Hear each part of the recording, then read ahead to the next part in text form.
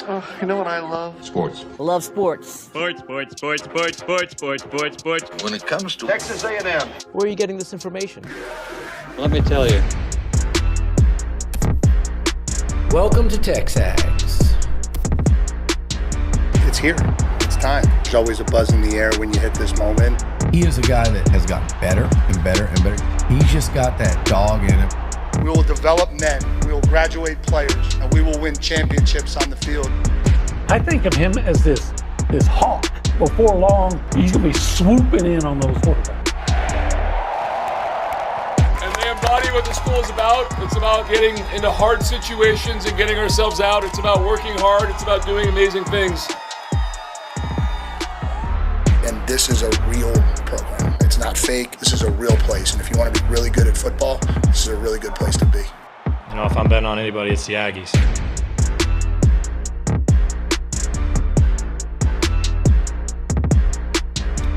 So we're still portaling, OB. Yeah, So far, so good. absolutely. I see they got a defensive tackle from Colorado today, Brandon Davis Swain. If he, who knows what he is, you know, I mean, other than, you know, I know he's been hurt and he's about 6'3", about 320. Sounds like a run stuffer. Yep. If he can be and you know, A&M could use all the help in run defense they can get. If he can be as good and make as much of a contribution as, say, Deion Hayes from Colorado did, you know, Sure. I think that'd be, I think we'll be quite happy with that. yeah, I think we would be. Yeah, so we got him. And then former South Carolina offensive lineman Trevin Ball. I watched his tape last night. Yeah, what'd you think? I feel reasonably comfortable that he would be a adequate replacement for Armajay Reed Adams. Good. Looks a lot like the same kind of player. So we'll see. But, you know, you only highlights only show the good plays. Right, sure. But he looked pretty good. Yeah, I look, and the reason we're talking about this the way we're going to talk about it is I want to ask you. You can't answer this question until we go back, okay? Okay. But the first question is, how do we judge a successful portal? Okay. Because right now it feels like they're trending in a really successful portal hit. Feels like they're addressing what appears to be their needs, their greatest needs. Right. And now, before we actually answer that question, I want to ask you how we grade out, how we assess what they did in 2025. Because we say it was great, but let's kind of talk about who they got, who they didn't, or not who they didn't, but some of the players they got and the contributions. Okay. So I'm just going to go in order as I see it from the days they committed. Okay. Amari Niblack. He was the last one to commit from the transfer portal class. That was on January the 20th of 2025. He made a minimal impact, even though I do remember a big catch he made. Who was it against?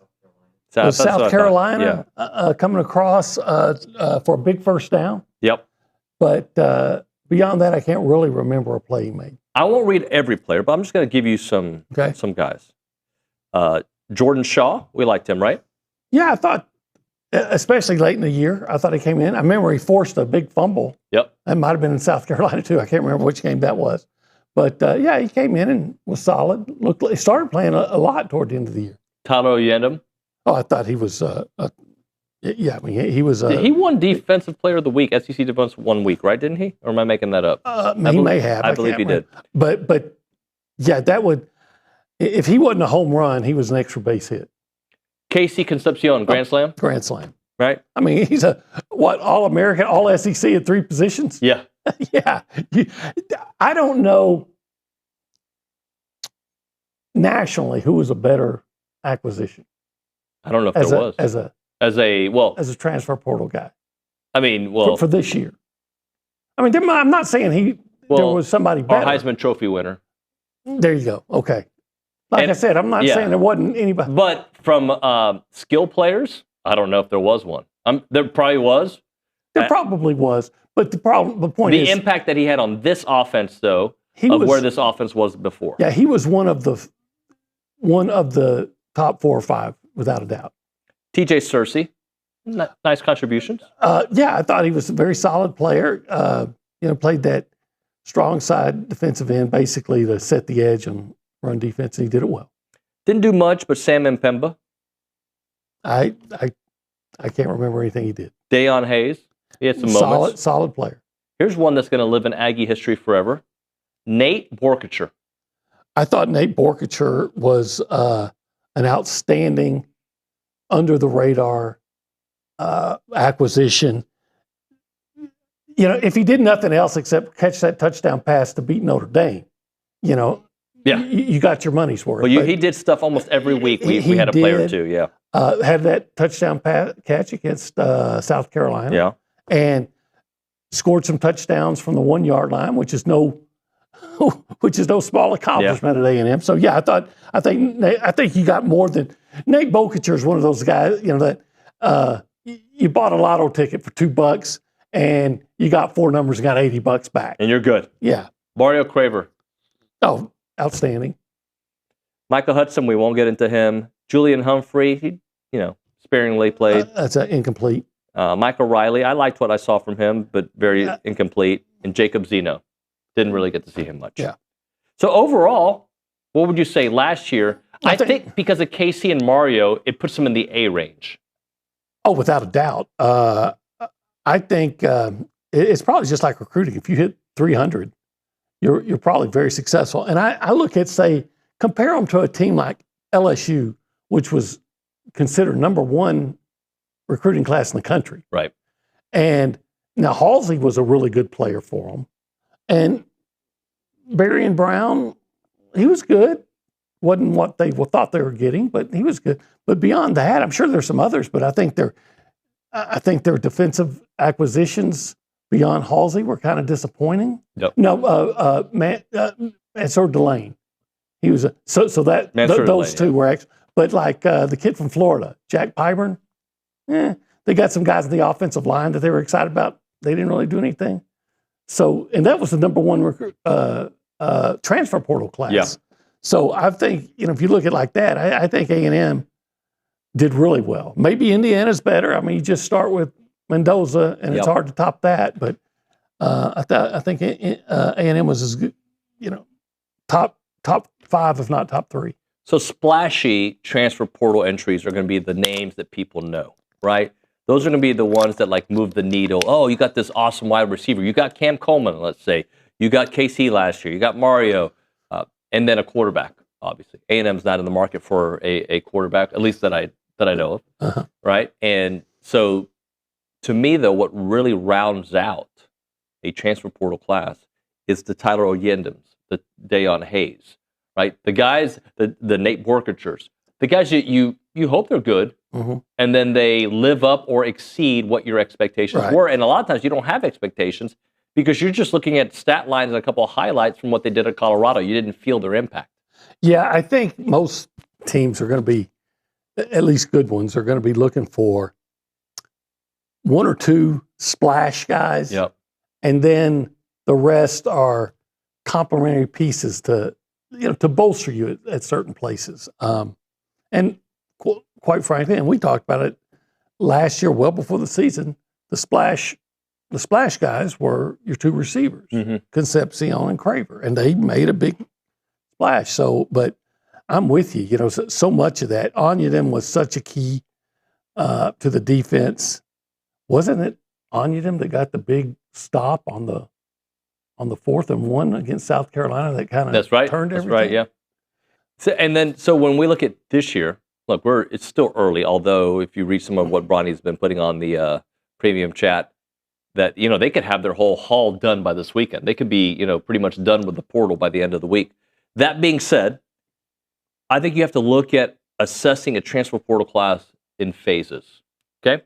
Okay. Phase 1 to me is addressing needs, okay? Okay. Addressing needs. So what does A&M need this year? Well, they probably need, I don't know if they need another impact wide receiver because they got some young guys coming in. Everybody needs those. But you could, that would help. That would help. You take it. It would lessen the loss of KC a little bit, right? Ease it, definitely. Right. So kicking game, check so far. Looks like they got a check, right? Look, if that kid can do at A&M what he did at Illinois, then What are we talking about? I mean, yeah, absolutely. He may be the best acquisition they get. If he goes 20 of 23 for A&M after what we've dealt with after last year, and typically maybe 3 of the last 4 years. Yep. That'll be a grand slam. Offensive line and defensive line, right? The trenches. Yes. Replenishing those areas. Every year, every team's going to have to do that. A&M has to do it this I got to year. tell you, though, I'm loving what I'm looking at, and I know the quality of competition is different, but the linebacker from Tulsa. Yeah. Because they got to get better at linebacker. They do. And so here's a guy that was really good at Tulsa. Let's see what he is in the SEC. So phase 1 to me is needs. Right. Along with needs, and this is part of the initial evaluation, but it'll play out in real time, is fit. Fit is how do they fit with our culture? How do they? And some of that you try as best as you can to assess from former coaches, teammates, your interview setting. Some of it is how it works out here, right? Mm-hmm. Sounds like Michael Hudson wasn't a good fit here last year, but he did address a need at the time. They moved on from that. So fit is the other part. And then at the end of it, and you'll really know mid-season to the end of the season, production. Yeah. So you can look now back at last year's class and say, like, overall, and one day maybe we'll go into a deep dive of what these guys produced. So looking at things today, you wanted to get a tight end. Well, you got 2. Yeah, right? got 2. Right? And you got one who can be a playmaker. They both look pretty good. Yes, they do. So you as you mentioned, linebacker. They got some guys in the linebacker room that are young, that have to prove themselves, that have a lot of potential. But you picked up Ray Coney. Now, we'll see what happens with Torrey and York if they go a different direction. If he ends up going to the NFL draft, what they'll end up doing, with him. Do they just allow Jordan Lockhart, Damian Sanford, and those guys to kind of grow into the position? And we saw a lot from Sanford last year. And I'm telling you, I'm blanking on the name, McHale, number 16. Noah McHale. Noah McHale, yeah. I kind of like what I saw from him. I liked what I saw from him as well. So, offensive line, defensive line, everything, right? Every position. I don't think they're safety. Yeah, that's true. And they picked up Byard yesterday, Tafik Byard. Yeah, and I've heard. I haven't seen tape on him yet, but or video, I should say. But the reaction I've heard is that supposedly he was the best defensive player on Colorado last year. I don't know what that means, but folks over there said, man, they wanted to keep him bad. I'll just put it that way. Yeah. So we will be able to assess this later, but I think based on the little that we have, because we have highlights, we have stats, right? And here's the other thing we have. We have Mike Elko's approval, right? If Mike Elko wants these guys, I think he has earned the right to pick the groceries, and he's gotten the right groceries so far. Yes, he's definitely earned trust. He's earned trust that if he says, hey, I think this guy can come in, he's not saying everybody's going to be an All-American or All-SEC player or even a starter. But he's saying, hey, if I think this guy can help and his batting average is really good. Mom, look at me doing all these baseball analogies today. You're Mr. Baseball. Oh. You're Tom Selleck. I've been hanging around Broniger too long, I guess. So Cam Coleman is the big question. From all indications, again, go be a premium subscriber. You'll get all the intel as it's happening. I haven't checked to see if Bronny's posted anything in the last little bit or if Lucci has. But, he was here till late yesterday afternoon, and they were still in communications. I think that was the thing I read this morning from Bronny, that they were, had communications throughout the night yesterday. So hopefully that continues to trend in the right direction. I read that he looks like he's canceled the USC visit, still going to Texas Tech. Texas Tech's got a lot of dollars. They do. A&M has a lot of dollars. They do. A&M is very. They invest. They under Elko. They seem to invest wisely, though. Yeah. So, do you give the kid $4 million if it's going to mess up your chemistry? No. I don't know. I don't think you do. I don't think you. If something can mess up your chemistry, you don't do it. We've already seen that. This is true. With the previous coach. Yeah. So 22 class. But let's hope it works out. I don't know what kind of kid Cam Coleman is. I'm sure he's a nice guy and all these things, but you probably would have had him. And look, and I'm glad they made the change at coach. Yeah. But he was, he was connected to Jimbo. Jimbo ends up leaving. He ends up decommitting and is a star at Auburn. Yeah, I don't think he had that great a year this year, but maybe you can blame that on the offense in general and then maybe the quarterback in particular. Yeah, but we've seen him make some incredible catches. Yeah, 2 years ago against A&M, of course. His breakout game came against A&M. It was almost easy that day. Yeah. Hey, this is TexAgs Live. We are presented by David Gardner's Jewelers. We are in the Rollo Insurance Studio, and this hour is the Go Hour, presented by the Warehouse at CC Creations. And typically we hang out right over there. The Cool Zone. The Holistic Planning Cool Zone. Now, we don't have interns at the moment because they all, went home for summer or Christmas break. It's hard to build it. We build it. It's like, does it Home Depot that builds game day? Yeah. Well, the Holistic Planning Cool Zone folks, they build it for us every morning, and then they tear it down mid-segment. Because I'm getting too old to carry all that stuff around. You're carrying the show, buddy. If you want to be a part of the conversation, you can do it multiple ways. You can call us, you can text us. If you call us, you'll call us on the Buppy's Catering and Bartending Hotline. That phone number is, I forgot. 979-693-1150. Yeah, so call that number. You can text that number as well. Found out just yesterday that our friends at Catalyst are now going to be sponsoring the text line. So shout out to Catalyst. Oh, yeah. You should guzzle a Catalyst. I could actually use one right now. Yeah, a little tired from your workout. A little bit. So maybe in the break, if they have that orange, that's my favorite flavor, the orange cream. Yeah. I could just. I bet you Chip could get us one right now. He's got one ready for us. Who? Chip Ravello. Oh, Chip. Yeah. I thought you were thinking about Chip Howard. Chip Howard too. Chip Howard. He could use a catalyst. Yeah, why? We can all use a catalyst. He's got a lot of energy. We can all use a catalyst. 979-693-1150 is the phone number. We go around the room. We go left to right. We go behind the glass. We say hi to Nick Savage. Nick, good morning, buddy. There's only one place to go today, David. It's just me and Kay and Kaylee running the show at the moment. But good morning, y'all. I just want to throw this out there and have y'all comment. The New York Times estimated the cost of doing business in the portal. And this isn't anything we don't really know, but I want to know if some of these price tags surprise you. They say quarterbacks range from $1 million to $4 million. Offensive linemen from $600,000 to $1.3 million to get someone to come to your school. Edge rushers, $500K to $2 million for some guys.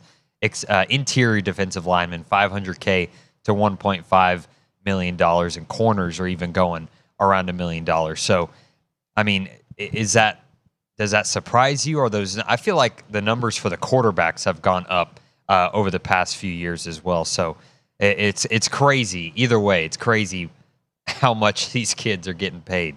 What did they say that Jimbo paid? What did Sliced Bread say that Jimbo paid his class? $30 million. $30 million. Yeah.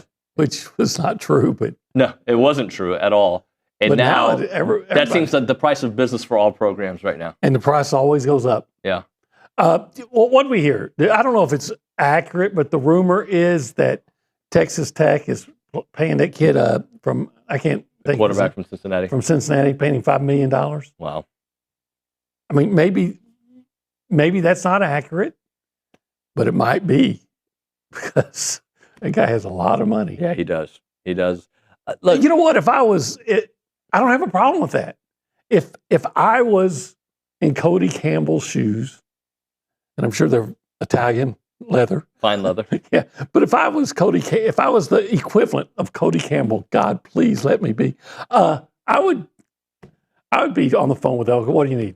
What do you need? How much is it going to take? You want Cam Coleman? Ask him what he wants. You want Cam Coleman and his best friend? Got it. I'm going to say, who do you want me to tamper with? Yeah. Look, I'm 64 now. How much time do I got left? So heck yeah, I'm gonna. I got a text over the weekend. I'm not gonna put this person on blast, but I got a text over the weekend from a guy from another school who covers another school. Okay, he covers Texas. All right. Yeah, no, it's not Texas, but in the SEC. And he goes, he's from LSU. And he goes, hey, X, Y, and Z is going into the portal. I'm hearing that A&M has already had conversations with him. What did he didn't say conversations. He used another term. He used what's the word I'm looking for here? Discussions, negotiations. Yeah, but before, and, tampering. Yeah, basically tampering. Or Okay. He's like, that's what I'm hearing, but everybody tampers. And I said, it's funny because the guy that went to A&M, who was initially at A&M, transferred to your school, I think you guys tampered as well. So there you go. People love to throw around the word tamper. Mm-hmm. It's a different world. Like, these kids have agents, they have family, they have friends that say, hey, man, if you go in the portal, that school would probably, they have a need at that position. When they all need these you. guys are signing in the first 1 or 2 days of the portal being open, do you think that they got all that done in one day? Look, I don't know what the rules are. I just think there's enough chatter out there that if a wide receiver, 5-star wide receiver goes in, A&M's going to be interested. Yeah. If a 3-star linebacker who's got potential to become a 5-star goes in the portal, I think A&M's going to be interested. If it checks a lot of boxes, fit, culture, all that stuff that we have talked about, it's just a different world. And once the portal opens, I think it's if you don't evolve, you die. Right. Evolve then. Don't die. I'm trying to evolve. You know how you can evolve? How can you evolve? Well, I can't think of a good transition to get to 1775. I'm sure you can. Something witty and something smart. I don't know about evolving. You do see that chart of the evolving, it starts with and it just moves on. At the end, there's a guy walking. Well, I'll tell you where he needs to be walking. He needs to be walking out toward the airport about 2 miles past it on the way to Snook. Not too Snook. You don't want to walk that far. Just walk past the airport a couple of miles. Look to your left. There's 1775 barbecue. And you know what? I can't come up with a great line either. That is even Neanderthals like it. 1775 is the evolution of Texas barbecue. It is the final product. You've look where Texas barbecue started, or barbecue in general. At some time, lightning hit a tree and it caught on fire, and the fire fell on some dead animal, and somebody ate it and says, "Wait a minute, this is pretty good." And it evolved, and it has evolved unto Texas barbecue, and the best Texas barbecue that you get is 1775.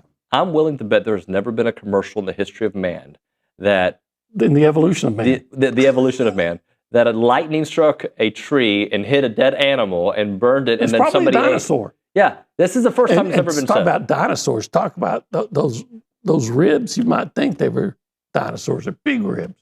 But you know what? I'm going to tell you. There's so many things. The succulent brisket, you got to have it. The jalapeno cheese sausage, the pork ribs, the turkey, even the pulled pork. I'm not much into pulled pork myself. I'm a pulled pork guy. But and then you got the evolution of macaroni and cheese, which is the case. That is an evolution, right? Yeah. 1775. It's a revolution. 1775 TXBBQ.com. Do me a favor, check it out. It's a solution for my hunger.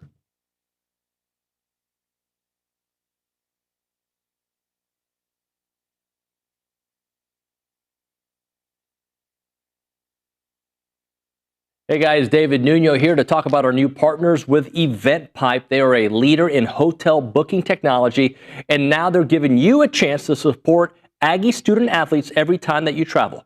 Thanks to their partnership with United and EventPipe, whether you're heading into a game, a business trip, or family vacation, every room that you book comes with cash back in the pockets of Aggie athletes. That's a wonderful deal. And with EventPipe, you'll get discounted hotel rates up to 20% lower than the major travel sites, while enjoying a fast, easy booking process.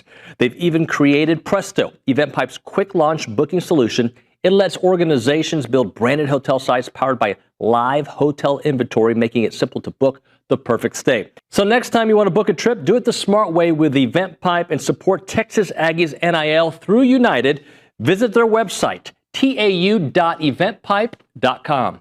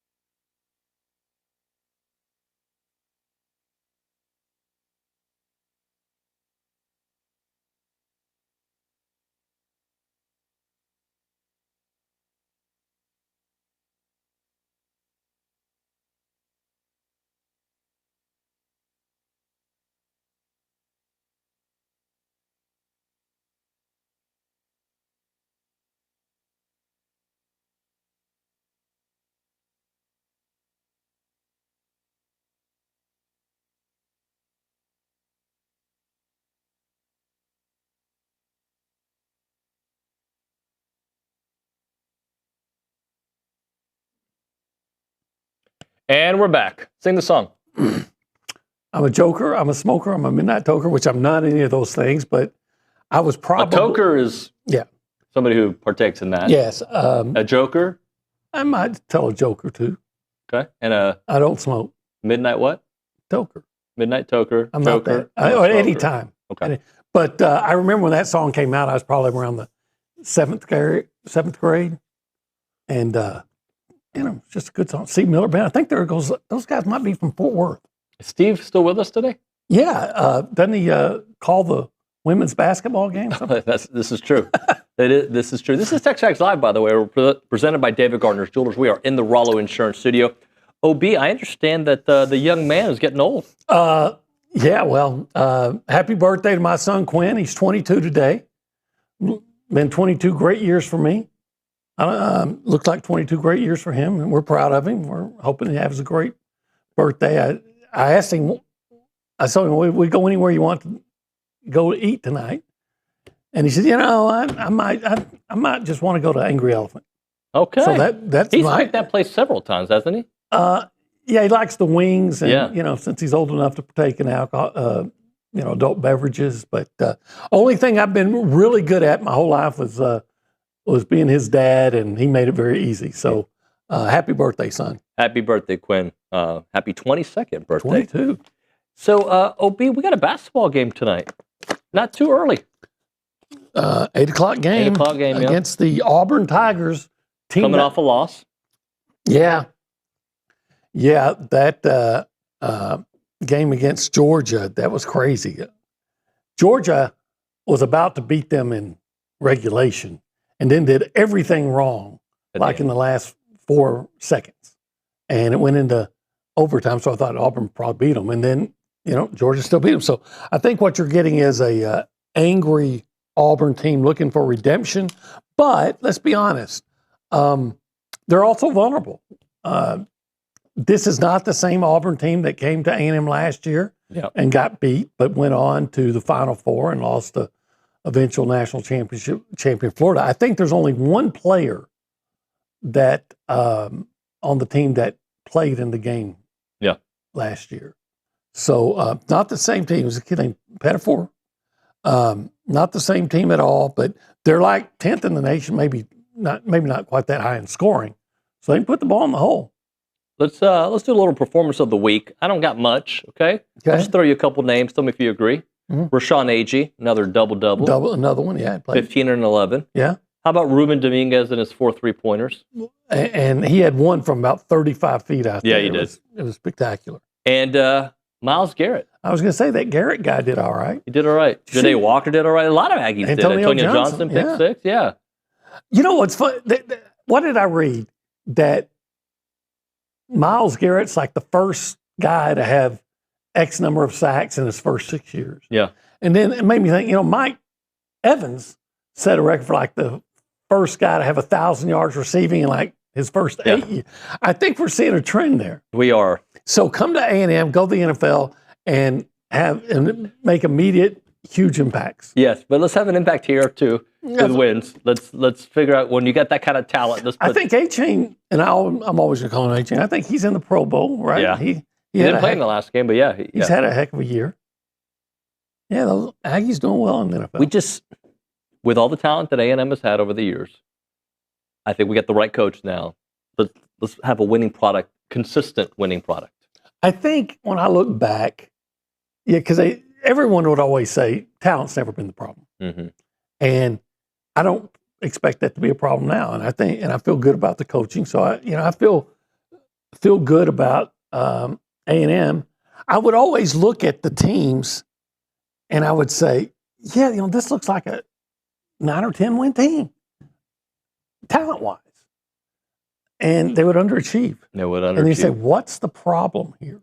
Mm-hmm. Well, they better figure it out, and it looks like. Well, I mean, I don't think they underachieved last year. No, absolutely not. I think they had a disappointing finish, but they overachieved. From preseason expectations. I think they achieved to their level of ability. But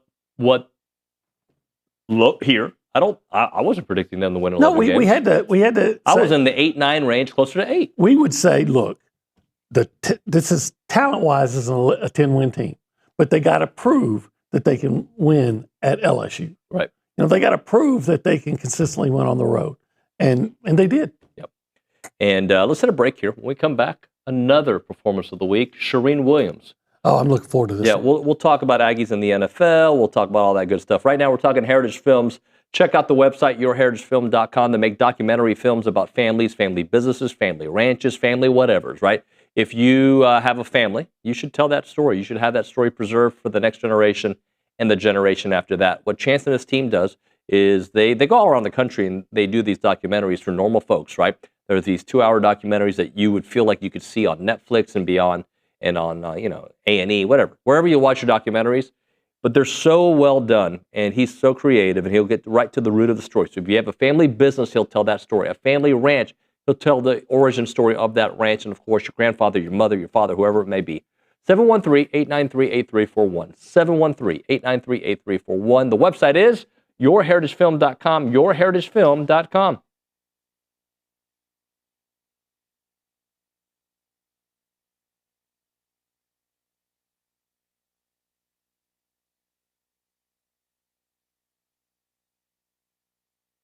All right, we're talking about Burlebo, the heart of Texas, more than an outdoor lifestyle brand. It's products created with you in mind. Currently, I'm wearing the performance polo, the Texas maroon and gray. If you look into it, you've got the state of Texas in gray, and you also got it in maroon. It's one of their highest, most popular sales that they have there. It is really nice. Comfort and versatility. You can wear it in any situation. Quick drying, fits the size. But Burlebo, they're rooted in tradition, fueled by passion for the outdoors. Designs high-quality apparel that works just as hard as you do. So whether you're hitting a workout, enjoying a day of fishing, or cheering on your favorite college team, their gear is made for the athlete, the outdoorsman, and the everyday adventure. And it's really nice. I wore this one to church the other day. People talked about it. Really, my kids were like, Dad, you look pretty good today. From athletic shorts to your favorite go-to tees and performance hoodies, they have everything you want. Check out burlebo.com and find your new favorite gear. It's Burlebo for the athlete, for the outdoors, and for the family.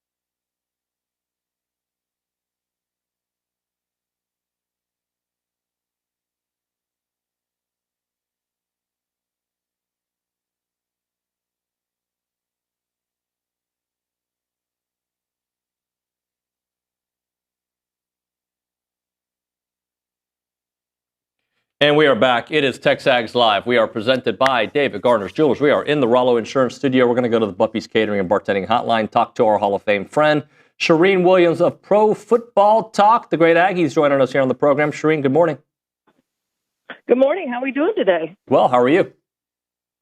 I'm doing good. No complaints. Good. Let's just start things off with the 4 teams in the college football playoffs. Just the way you drew it up, right? Yeah. I think Miami and Indiana, to me, have proved to be the 2 best teams in this thing, and they got hot at the right time. Well, Indiana's been hot all year, but Miami got hot at the right time, and I think Miami's had the talent all season. I think we saw that earlier in the year where they were ranked to start the year, and you see all the NFL talent that they have on the offensive and defensive lines, and they small people. I'm not sure that's a real great matchup for Indiana. I think it would be a fantastic national championship game, but a very intriguing national championship game. But I'm not sure that Indiana matches up real well with Miami. Ole Miss plays Miami, right? Mm-hmm.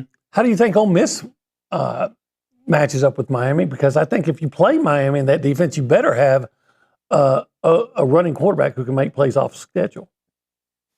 Yeah, absolutely. And I think Ole Miss is a better matchup for Miami than Indiana would be if that comes to pass. They got a chance. I think it's going to be a close game. I'm amazed at what Ole Miss has done without a real coaching staff. I think it's a credit to the players. I think it's a credit to the team that they built. I think Lane Kiffin should get very little credit other than helping to build the roster because they managed to do it without him. And I think if they go on and win a national championship, LSU, I'm sort of concerned that, a team that he built can win a national championship without him. Just kudos that we've never seen anything like this, and kudos to them to be able to go out there and win games without a legit coaching staff with, a lot of their coaches not there. So, I think Golding was the right choice for the job. I think he showed that last week, and I think he'll show that again this week. I think it'll be a close game, and they're going to make some plays to stay. I expect Miami to win, but I do think it's going to be a close game into the fourth quarter. Charean, which storyline do you like the best? I mean, Oregon is a team that has not won the national championship. They feel like a team that's always in the mix, but I don't find them to be one of the more likable stories. I don't know why, and OB and I talked about it yesterday. You've got Ole Miss and the whole Lane Kiffin factor. You got Miami, who beat A&M, and what that means for A&M potentially. And you've got Indiana, who we almost take for granted that they're still the new kids on the block. Yeah, I think Indiana is the best story just because of how historically bad they were, and for him to go in there and build that program as quickly as he has, I just think it's a credit to him and his staff and what they've been able to do, and it also shows what a different era of college football it is. It's not, we talk all the time about there aren't blue bloods anymore. That's not what this is about. It's the pay for play now, and if you have money, you're going to compete, and so you're going to see there's a handful of teams, maybe 20 teams. I saw somebody say 24. I could go with 24. I don't think there's many more than that who are able to compete for a national championship on a yearly basis. But to think, as somebody said, that you're going to win year after year after year and win multiple national championships, that's probably not the way it's going to be. You're going to have to spend your money wisely, and you're going to have a quarterback. And the teams that have the quarterback can make the plays. If you don't have a quarterback, and Miami may be the closest to this because I'm not a big Carson Beck fan, but he is able to make some plays at the right time to get them the wins with a really good defense, a great offensive line, and a good running game. So, I just think you have to have the quarterback, and that's where you need to invest your money and then put everything else around it. It's sort of the Texas Tech philosophy going into next year. They spent all this money on a quarterback. Now they're going to see if they can then win a national championship with this quarterback. But I do think you have to have the quarterback to not win a national championship. You said there's 20, maybe 24 teams that can win a national championship now. Is that more or less than you would have said 10 years ago? That's probably Actually, probably more than I would have said a few years ago because, you were talking about, I think it's spread out because you were talking about Alabama. We were talking about Alabama. Hey, their second team could go win a national championship. There were years you said that because they were so deep and players sat behind them and waited for their opportunity. And they may only play 1 year of college football, but it was a great year. And then they'd go be a first-round draft pick in the NFL, and they'd load up with more talent. So they had, at least 2 teams of depth there at places like Alabama, and you just don't see that anymore. If guys don't play in that first year, they're transferring. They're going to find more money or try to find more money in the portal. So I do think there are more now, Olin, to your point, and it's a great point, who are able to compete for a national championship than a few years ago, pre-NIL era, because people wanted to go to Alabama just because it was Alabama. Well, you don't see that anymore. People aren't going to Alabama just because it's Alabama. What are you going to do for me? It's the reason that Nick Saban retired.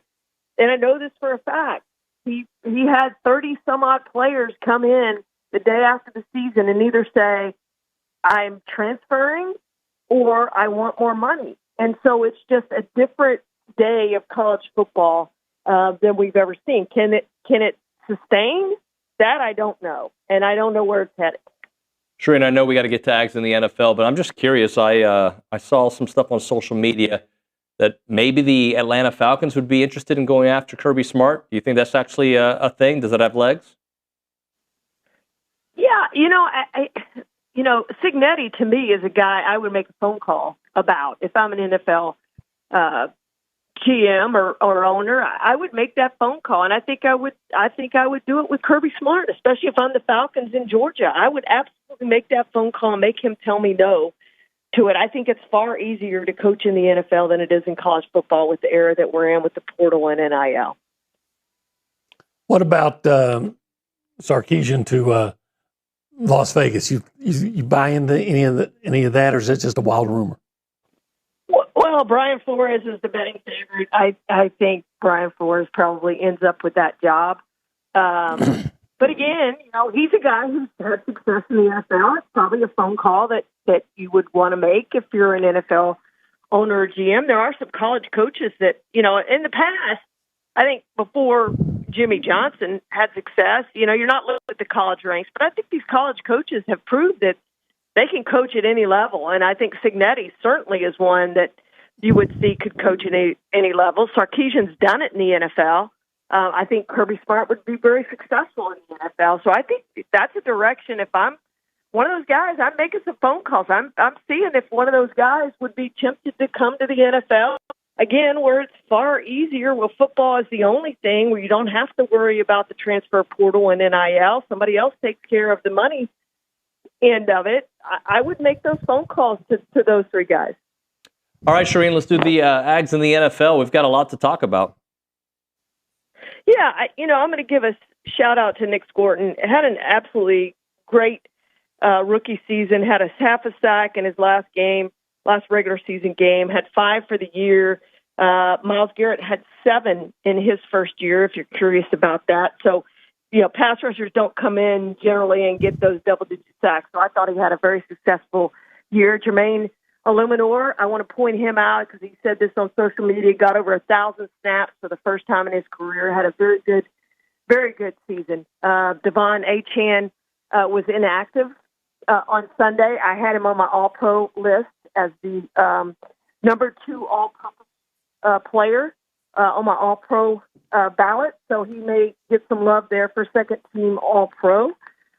Number 3 for this week, we're going to go with Von Miller. Had a sack against the Eagles, 9 sacks for the season, his most since 2021. He's got 138.5, which is tied for 9th most with DeMarcus Ware. In NFL history, since sacks were official stat in 1982, he has 3.5 sacks from 6th place all time. He said yesterday, I have a post on it if you'd like to go read it on ProFootballTalk.com, that he wants to play next year and he would like to stay with the Commanders, but he's going to go with whoever doing the job, 37 in March. But as he said, he proved this year that he can still play at his age with limited snaps. Number 2, Antonio Johnson. quietly had an all-pro year. And if AP had listed him as a slot corner, which is where he played most of his snaps, rather than at safety, I would have had him as my second team, one of my second team safeties. 3 tackles, an interception. He returned for a touchdown, 58 yards, a pass defense. 3 interceptions in the last 4 games. He has 5 interceptions for the year for 107 yards. A great year by Antonio Johnson. Don't sleep on him. And, of course, everybody knows who's number 1. We could just skip it. But we won't, because he set an NFL record on Sunday. Myles Garrett, the all-time record with 23 sacks, 7 more than his previous high, 125 and a half in his Hall of Fame career. Shoot, he could pass Von Miller next year and be in the top 5, top 4, top 6 next year if he does what he did this year. He is going to be, I am guessing he was number 1. Well, we're not supposed to say. Let me just say, I am guessing he's going to be the unanimous defensive player of the year. There's nobody even close, and I will say I had him on my MVP ballot. It is the most valuable player. If the Browns were any better, he would have been way high, I think, on everybody's ballot. Charean, great stuff. Thank you so much for your time. Thank you, guys. Charean Williams there on the Bumpy's Catering and Bartending Hotline. We'll hit a break. We'll come back with a little bit more OB. Right now, we're talking our good friends at Guarantee Bank and Trust. They got over a century of experience here, and they're one of the most respected community banks. And what makes a community bank great is just knowing that you know who you're talking to when you walk in there, right? You want that feeling of how banking used to be in the 70s and 80s, right? Where you walk in, you feel like you know the folks, they know your situation. That's what they do there at Guarantee Bank and Trust. You got Brandon Sears, who's an Aggie. He heads up the Bryan College Station team. He's their market president. They got 3 locations here in Bryan College Station, deeply invested in this community. Whether you're in Texas, Guarantee Bank and Trust makes local decisions with people that you know and you trust that are involved in the community. Growing stronger for the community is a commitment to help Bryan College Station thrive, and they have financial education support, home ownership, local business, nonprofit efforts. Every decision is shaped by helping the communities grow stronger. So they're known for their exceptional relationship-based banking. So whether you're buying a home or running a business, you're beginning your financial journey. Your Aggie Land Community Bank is tailored to support by people who live and work here. Remember, Brandon is a great guy to go talk to when you go there. He's not the only one. I've also met with Jared. They're a fantastic group there at Guarantee Bank and Trust, a division of Glacier Bank, member FDIC, equal housing lender here for Bryan College Station and all of our Texas communities.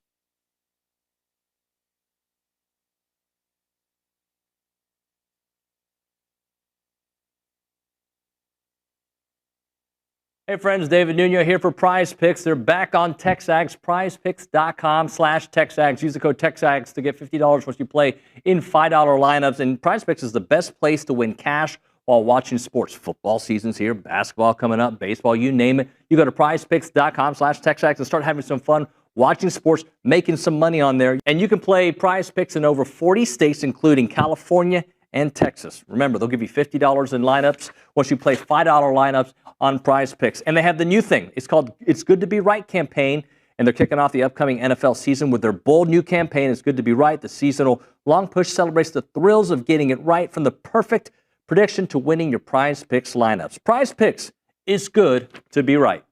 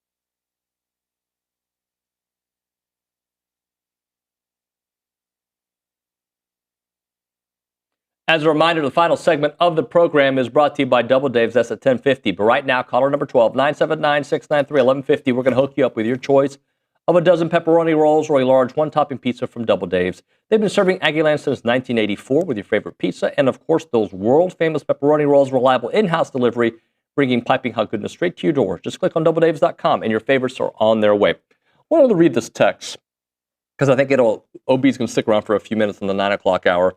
I think it'll be a nice segue to kind of a conversation that I wanted to have with you, OB. Train Shiner says, I came across a podcast called The Portal. The host had just finished interviewing players from the Under Armour All-American Bowl, and his words were, Texas A&M is the hottest name in recruiting because of the relationships Elko and the staff are forming with players. I say that to you. I did not know that they were the hottest name in recruiting. I'm not surprised that players are that there's a good relationship with players and Texas A&M because Mike Elko seems to be a very honest guy, and I think at the end, ultimately, what players want is a coach that is straight with them. Yep, and I think families. I mean, one of the things that you can read on the message board or on the premium board is that Cam Coleman's family really liked the vibe, the coaching staff vibe, and what this program is about. So we're going to use that to kind of be a talking point, a starting point for the next segment about how we assess where this program is going based on the here and now and based on the chess pieces for the future. That and more. You're listening to the TexAgs Live presented by David Gardner's Jewelers.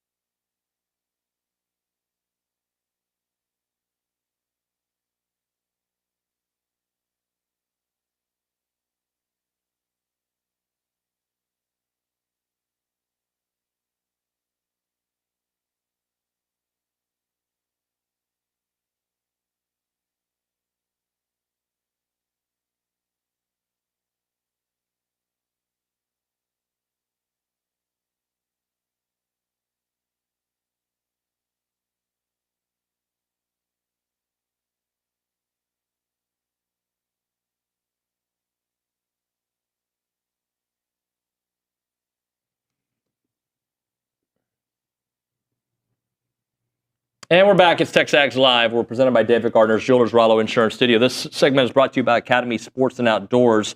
Make sure you check out the website, academysports.com. They've got all the great gears and gifts, so make sure you check it out at Academy Sports and Outdoors. He's Olin Buchanan, sticking around for... David Nuño. Thank you. Sticking around for Go Hour... What do we usually... Extended? Extended. The extended Go Hour? Yeah. A couple of blue pills. All right, so, OB. Hey, how you doing? We are going to... So, I read that text about the relationships that Coach Elko and his staff are making with players. And there's a couple ways you can assess how a program is doing. Okay. Right? To me, it's the here and now is what most people will focus on, and for good reason, right? So 2 years into it, has there been climbing? Has the program climbed from where they were? Sure feels that way, right? Absolutely. Playoff berth, 8-win season, but we're in the conversation for the SEC championship game 2 straight years in November, entering the last game of the year, both years. And so that's progress. When you compare his resume to other coaches in his first couple of years, outside of Signetti, who seems to be on this heater, he seems to be doing pretty darn good, comparable to the Kirbys of the world, right? Like I forget what Kirby's record was after the first couple of years, but if you're talking about active current coaches, correct. All right. But I also think we got to sometimes think about what's in play for the future. Now matters more than anything. But I think looking down, like, what are they setting up? They're setting up a program, a sustainable program that isn't a 1 year, one and done. And that's where I give Lane Kiffin his props. Now, I wouldn't have done it the same way he does it. He's all about the portal. But I think Mike has figured out a formula, and we'll see how it works in year 3 and year 4 and year 5, of, we're going to use the portal to our advantage, and we're going to get better where we need to be better. But we're also going to develop our guys, and hopefully the guys that we develop stay here, believe in the process, and grow inside the program, and then become those players like Charean York that we look at. It's like, look at what he did in the 3-4 years he was here. Well, I think what you just said is what's most important, in that they're bringing in players and developing them. And when you say that A&M or the what'd you say? It was a tweet or something like that you said? Oh, a text that was sent to them. Yeah. When you say that A&M is the hot place in recruiting, and I don't know if they are or not, but what I think speaks to the quote culture and all the things that A&M is trying to do is that it seems to me, and Billy would be able to speak on this better than I can, that A&M has been able to keep the players that they really want. I'm talking about players already on the roster. You don't see it. You see a lot of guys leaving, but I don't know that you see guys leaving that you say, yeah, these are priority guys, right? And maybe that's everywhere, but all I care about is A&M. Is your main guys, are you able to retain the nucleus of what makes you successful? And I think they have. And then they, like you said, they add to it. They try to develop their younger guys and then supplement it with the transfer portal, much like an NFL team. A successful NFL team will build through the draft and then cherry pick or whatever, just supplement through through free agency. You don't always get to pick how your roster looks, but if you can set it up in a Game of Thrones of chess pieces, you don't want to have a seismic shift every 2-3 years, right? And unfortunately, this year there is a bit of a seismic shift because the offensive line is going to be completely different. The defensive line, some of that is just the way it all worked out. Some of it is, like these guys played so good they can go to the NFL. Well, first of all, I'll say this: I do believe that the 2026 season is going to be really vital to give you an idea of what the future is. I think if they have a successful season, and successful to me is going to be 9 or 10 wins. Yep. So if they're able to back it up, what they did last year, that tells me, hey, this is going to be a long-term thing. It's not going to be hey, every 2 or 3 years Sure. you're going to have a big year. It's going to be pretty consistent now. I forgot what my other point was. You're talking about this is going to be the year that kind of tells you about. Yeah. And so I do think that. And as far as what I was going to say, yeah, they're going to have to rebuild the offensive line. Are you going to rebuild? Are you going to fall apart like LSU did, or are you going to do a pretty good job of rebuilding, like frankly Texas did? But for Texas, I think we're still waiting to see how big a rebuild job that is. I think a lot of that hinges on whatever Chase DeSantis decides to do. Right, and I would assume NFL is going to be. I always loud. assume it. Yeah, I always assume it, and then it's a bonus if he comes back. 1,000%. But as for Texas, though, I think Texas did struggle initially. But the beauty I hate that they had a semi-successful season. But I give them credit for winning those games that they were not good. They were not good in the Kentucky game. They were not good in the Mississippi State game. Those games, if they lose it, who knows what happens to the season. The fact that they won it allowed that offensive line to start, because by the end of the year, they were gelling. That's what I'm saying. They didn't just fall apart like LSU did. LSU's offensive line, they just fell apart. Mm-hmm. Texas maybe wasn't good at the beginning of the year, but they hung together and became a pretty solid offensive line. LSU was just a mess. So you could be in a situation like both of those teams where you have to replace 4 starters. Hopefully not. Do you think Ohio State, I thought of them because we talked Texas here. Do you think Ohio State will get, and I don't know if they are, because again, I've kind of been on this college football cleanse, will get some of the same comments that A&M got for losing their last 2 games? No. Okay. But is it fair to say that Ohio State, we don't really know how good they ever were this year? It's true. It's true. They didn't play the most daunting schedule, but they did beat Texas in that first game. As the year went on, some suggested that wasn't as big a win as it appeared. But no, because it's the thing. It's because Ohio State has had success before, the greatest success. They've won national championships. I think what they would look at, hey, they're not going to say Ohio State was really bad. They're going to say, oh, look at the last 2 teams they lost to. Right. Whereas A&M, they're going to say, well, see how that loss to Miami exposed that they were frauds. Now, I think some are going to back off of that because then especially if Miami keeps winning. But A&M got that tag because A&M has a history of fading in November. Yep. And then you say, they finally won a game in November, but look how they had to come back to beat a bad South Carolina team. They weren't that impressive against a horrid Samford, and then they lost to Texas. And so that's why. That's the difference. I look at this November different than the years past because they won a game that mattered on the road, right? A big one. So you have to give them that. But I still saw the fade. Why do you think this program fades in November? The schedule catches up with you. Your injury catches up with you. But what was the big injury?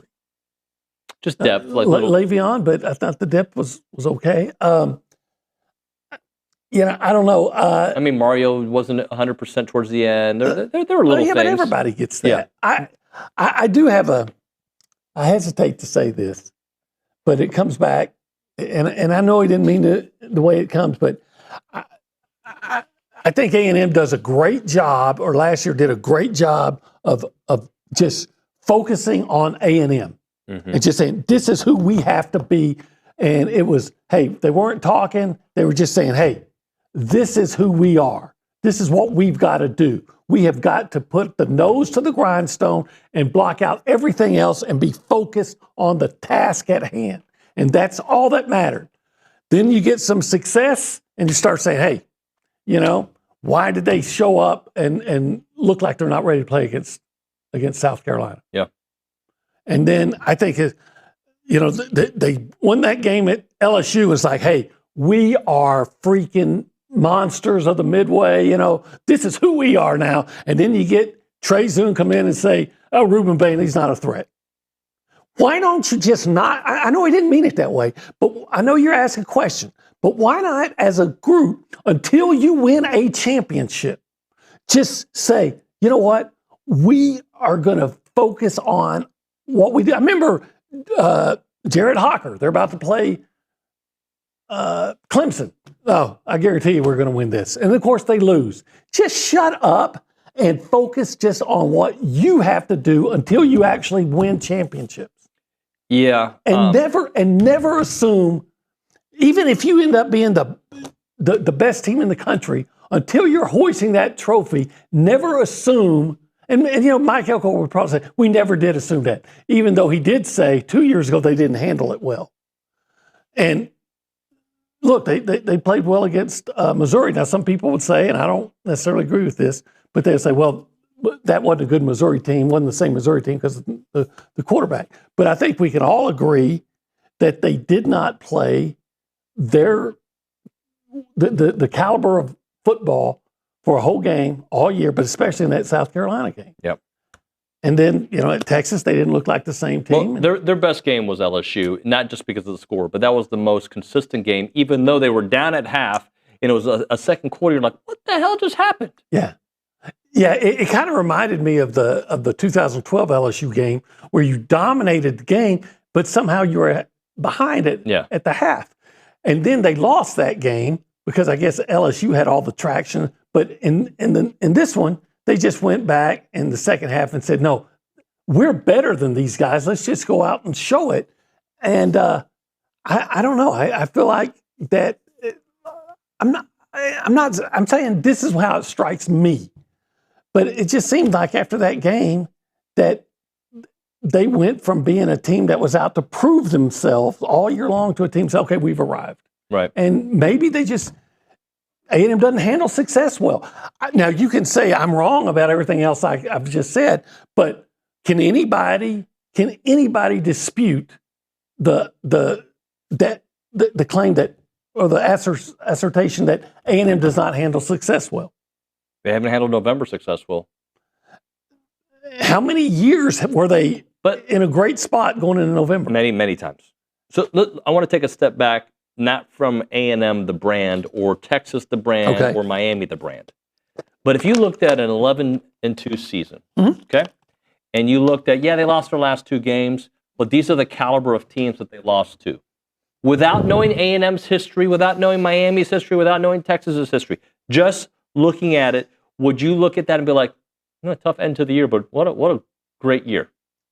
I would a really good year. I would say they had a very, very successful year. You have to win. Have you beaten Miami and lost to Ohio State? I would have said it was a great year. But it kind of it's kind of like basketball last year. You won a game in the playoff, but you felt like you needed to get to the second weekend for it to be a great season. Yeah. And you didn't. It's so interesting, though. I always say A&M stands for almost. And look, the fact that A&M lost their last two games will always change the way I look at the 2025 season. No doubt. It's so interesting, though. Had they been a 4 seed, a 5 seed, or a 6 seed, and still lost to a Miami or an Ohio State, but won that first round or gotten that playoff bye, I think we would have looked at it differently. Probably. I feel like I could win an argument that A&M should have been a 4 seed more so than Texas Tech. Now, maybe I could lose the argument about they should be ranked ahead of Ole Miss. Well, right now it looks like. No, I'm saying even then, going into. Yeah, but right now, it seems like it worked. Yeah, but I'm saying going into the playoff, I might had a harder time convincing someone that A&M should be ranked ahead of Ole Miss, but I could definitely, I think, other than that ridiculous committee, could say, here's why they should be ahead of Texas Tech. Yeah. They didn't lose to Arizona State.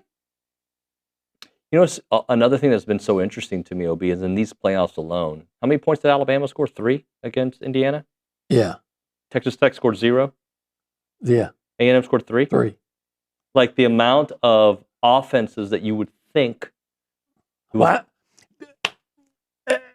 Alabama was, I don't want to say they were living a lie, but they were living on the edge. We all knew that Alabama wasn't as good. They can't run the football. Yep. Their offensive line really wasn't that good. They squirreled out against Missouri and Vanderbilt and some others. South Carolina too, right? South Carolina.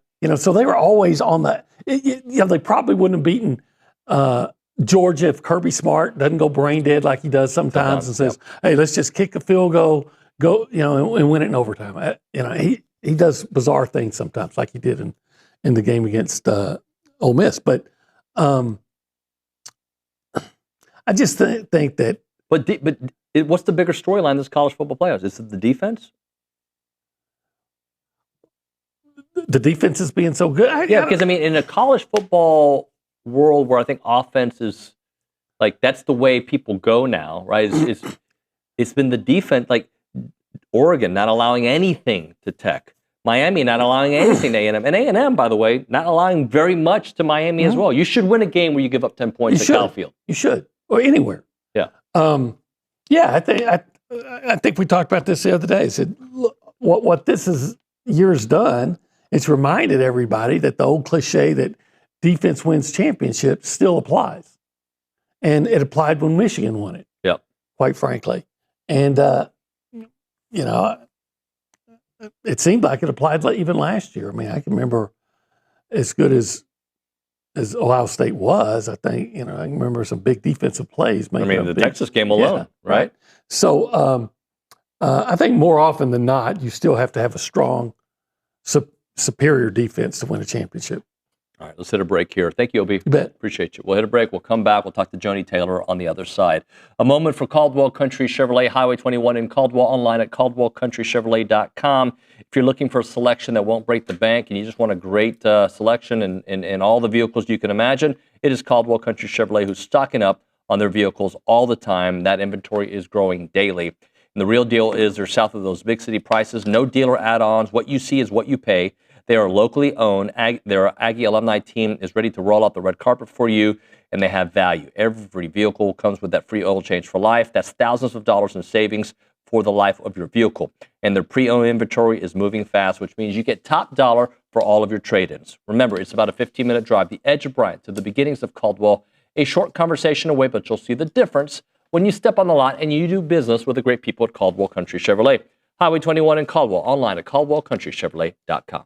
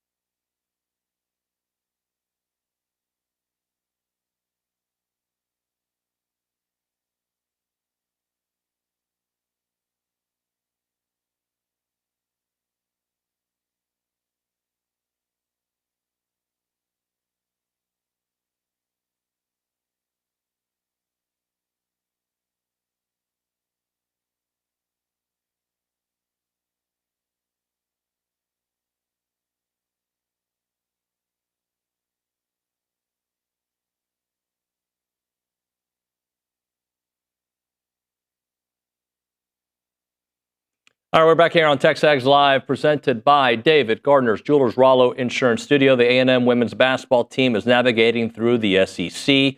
7-4 overall. They prepare to face Florida on Thursday night in Gainesville. Let's go to the Buppy's Catering and Bartending Hotline. We're joined by the head coach, Joni Taylor, here on the program. Joni, Happy New Year. How are you? Happy New Year. How are you doing? I'm good. I'm just, all right, I'm going to start things off. Joni, I think we're sometimes wired the same way. I know you got some resolutions. Am I right? I do. I have a resolution, but I kind of have moved away from I'm going to do this or that versus I've gone to having a word. And so I always try to have a word for the new year. And so my word for 2026 is to abide, ABIDE, just to abide. And so I've been working through that, moving through that, and writing some stuff up about it. But the word for 2026 is to abide. So, do you work that into the team culture as well for your players to kind of have that as a mantra, as a thought? I try not to push my word onto them because it is a word that I have prayed about and thought about and has come to me. Like I sit probably starting at the beginning of November, end of October, I start just opening my eyes to okay, what am I going to do in the new year? Like in the first year of coming to A&M, it was joy. The word was joy. And so how am I going to find joy? What am I going to do to seek joy? What are key practices for joy? So I try not to push my word onto anyone else, but you bet your bottom dollar abide is going to come up in conversations we have for sure.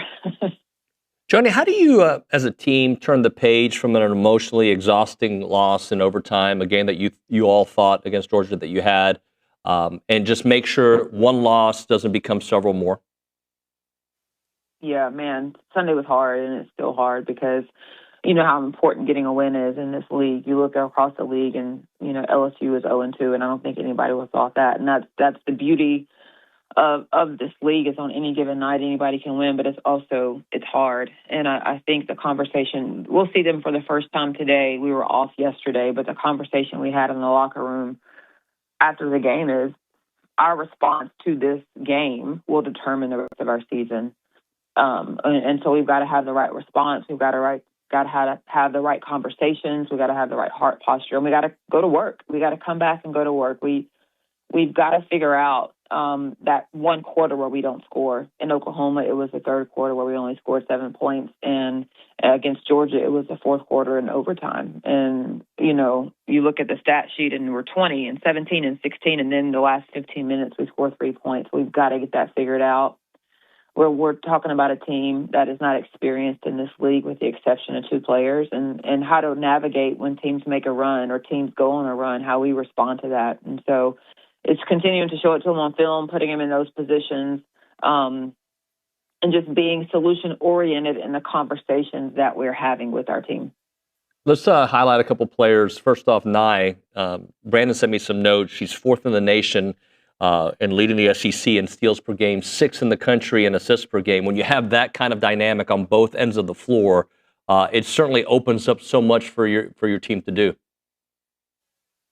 Nye, we ask a lot of her. You just read off some of her stats. She also defends the point guard and blinds their vision. She's responsible for running our team and knowing when to score for herself and when to get others involved. We've got to get the rest of our guards to jump on board and help her. She's doing her part. I think Fats is doing a tremendous job. I'm sure you're going to talk about her as well, who leads the SEC in rebounding, who had 17 and 18 on Sunday against Georgia. Lauren Ware has a double-double. We've got to get that 4th score, and that has been our guards. It's been our wings. I think we have great wings in Janae, Celise, Jordan, and Lamaya. And we've got to figure out how to get at least 1 or 2 of them going to be our 4th scorer in this league. No doubt about that. Let's just continue thinking about how you can unlock the rest of the lineups, because when you have players like that are catalysts, does it sometimes make other players kind of rely on them, or does it maybe open the door for them to hey, we all need to push that to that level? I think they understand they all need to push that level. You look at Jordan, who went 0 for 3 from the three-point line. That's not typical of her. You look at Janae, who went 0 for 3 from the three-point line. That has not been typical of her. And then so it's just about letting them. It's faster. They're getting closed out sooner. They've got to get their shot off quicker. They practice that every single day, but it's having the confidence to take the right shots and believe that they're going in. So they've got to see the ball go in the hole. And I believe once they do that, I believe once Lamaya drives to the basket and sees the ball go in the hole, once Elise can get by her defender and see the ball go in the hole, it'll open some things up. So I think they're pressed a little bit, but they definitely understand that, hey, I need to jump on board here. I'm not going to sit back and relax and think that, Lauren, Fats, and Knob got it for us. I think they're probably putting a little bit too much pressure on themselves. This might be a good thing, but the SEC doesn't allow you to feel sorry for yourself. You have to turn around and focus on a really good Florida team. Tell me a little bit about this matchup. Yeah, Florida's really good. They play really well at home. They just played South Carolina on Sunday and did not win that game, but only lost by 10 or 11, if my memory serves me correctly. They are led by their guards, who are elite. Liv McGill is an outstanding player. And then they've got Layla Reynolds and Ari O'Neal, who are right behind them in terms of point production. Their bread and butter is getting to the paint. They're elite when they can score in the paint, whether that's from passing it inside to a post player or their guards penetrating and getting right there to the SEC logo and raising up for a shot. And so we've got to guard our yard like none other, and we've got to protect the paint. You talk about protecting your house, like we've got to protect the paint. The paint's going to be our house on Thursday, and we've got to limit their points in the paint. When you look at their shot chart, it is just it jumps off the page of how much they rely on getting to the paint to score. And so we've got to be as diligent to figure out a way to keep them out of the paint and make them score in a different way.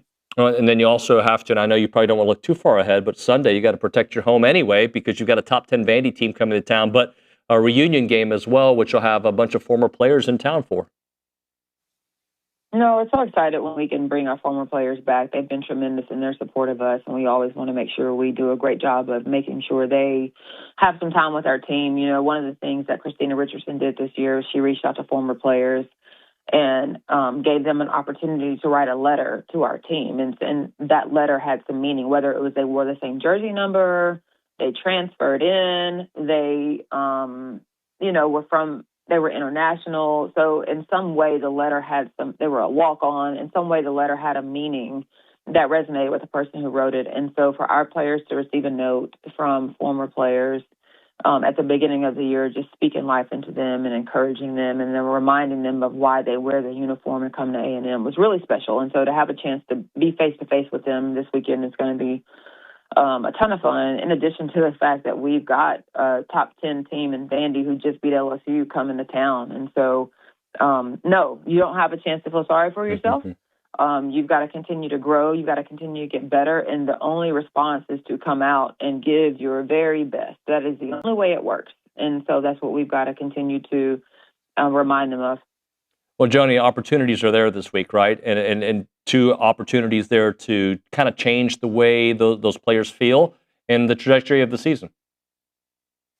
And remind them, hey, guys, we were up 17. Like, we do some really good things. We've got to know how to sustain a run and bow our backs and keep a lead. And we're going to go on the road and play a really tough Florida team who's at some point going to make a run. And what is our response going to be to that? We've got to continue to let them know that they belong in this league. They're good enough to be in this league and continue to chip away at it.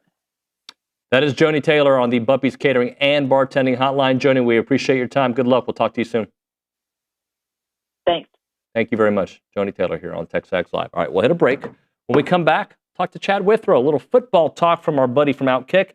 That and more. If you want to be a part of the conversation, you can call us up on the Buppy's Catering and Bartending Hotline or text us on the Catalyst text line, 979-693-1150. You're listening to TexAgs Live.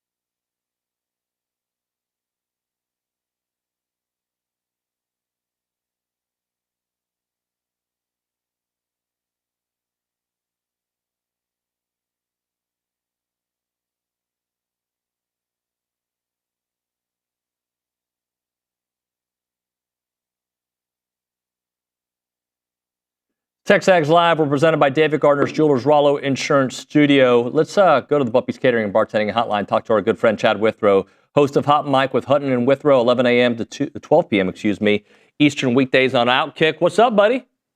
How you doing? Well, David. How you doing, man? Well, actually, I'm glad you asked. I go through this, and I say this probably a little bit too much over the last 48 hours. When my football team loses, I go on a football cleanse where I don't really watch as much content as I used to. I watch a little bit just because I got to talk about it, right? Like there's that part. So I'm starting to get back in, right? Like The Godfather, they pull me back in. I'm trying to process what happened for A&M and not be overly negative, but also not have too much of a maroon tint. So that's where I am. I'm like, I don't know where I am based on what I just saw this past season because I know it was a step in the right direction, but a really bad finish. You need to pick some good TV shows. There's a lot of great things streaming right now. That's what I would recommend. Whenever your sports team does poorly, it's good to just immediately go away from that sport or even sports in general and just go binge watch The Pit on HBO Max, which I did over Christmas break. Terrific show, by the way. So I would highly recommend doing that. Is that the doctor show? Helps me with it. Yeah, The Doctor Show. Okay. Yeah, I'm surprised, too. I never watched ER, but it stars one of the stars of ER, Noah Wiley. It's really good. It's kind of like 24. Every episode is 1 hour of one shift. Okay. So it's 15 episodes. It's 15 hours that they're there at this Pittsburgh hospital during the day. Very good. I would highly recommend it. But to your point about A&M, I do think that, and I'm not trying to play sunshine and rainbow here, it kind of helps a little bit to see that Miami did basically the same exact thing to Ohio State defensively. I mean, that was no fluke. Now, Texas A&M did even less than what Ohio State was able to do. But when you see a team that I thought was going to repeat as national champs with that roster go up against that Miami defense, it certainly shows that Miami defense is legit. And what happened to Texas A&M ended up happening to Ohio State also. So I do think you take a little bit of solace in that, but it's not going to help the fact that it happened at home, that historic setting there at Kyle Field, all those things. I completely understand the disappointment, but we know now this Miami team is a legit contender to win it all. Well, Ohio State did more. I think A&M had more opportunities, right? Like if it wasn't for that last possession, Marcel Reed is a interception away from tying that bad boy, and who knows what would have happened. And I still think that A&M was misseeded, but it doesn't matter when Ole Miss is winning their games, and A&M lost their last two games. So, the misseeding, whatever. You got to take care of what's in front of you.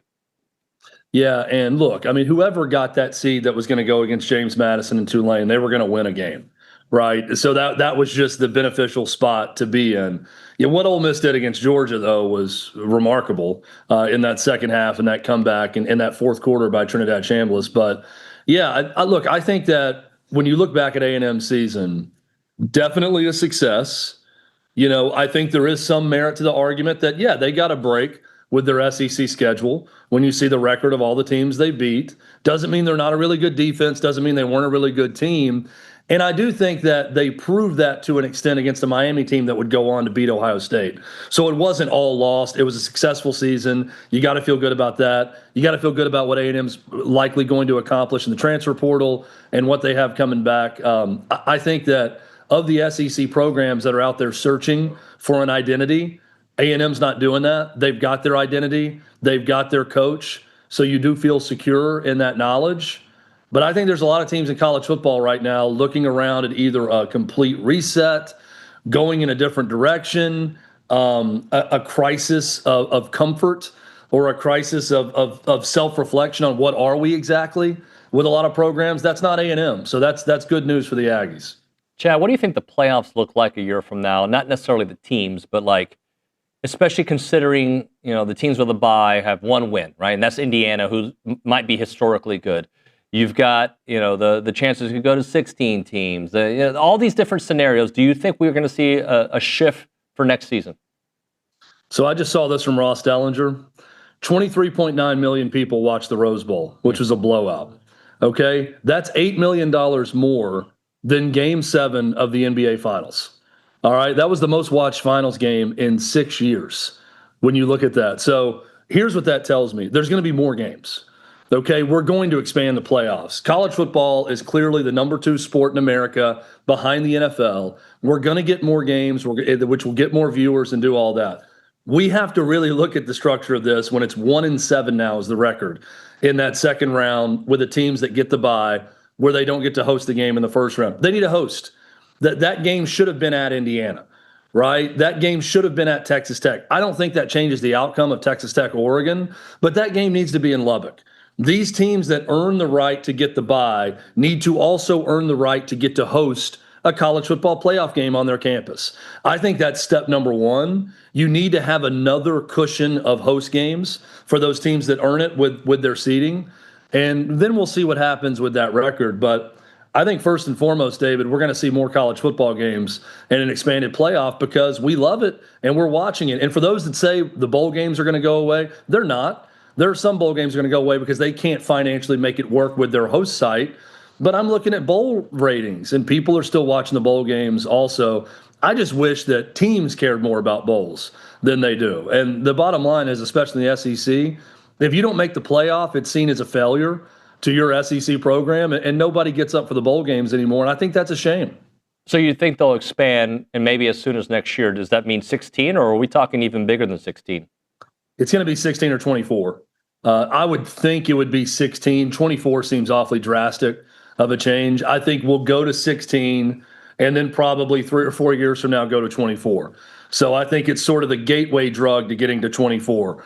And that's eventually where we'll end up. But I think this next round will push it to 16.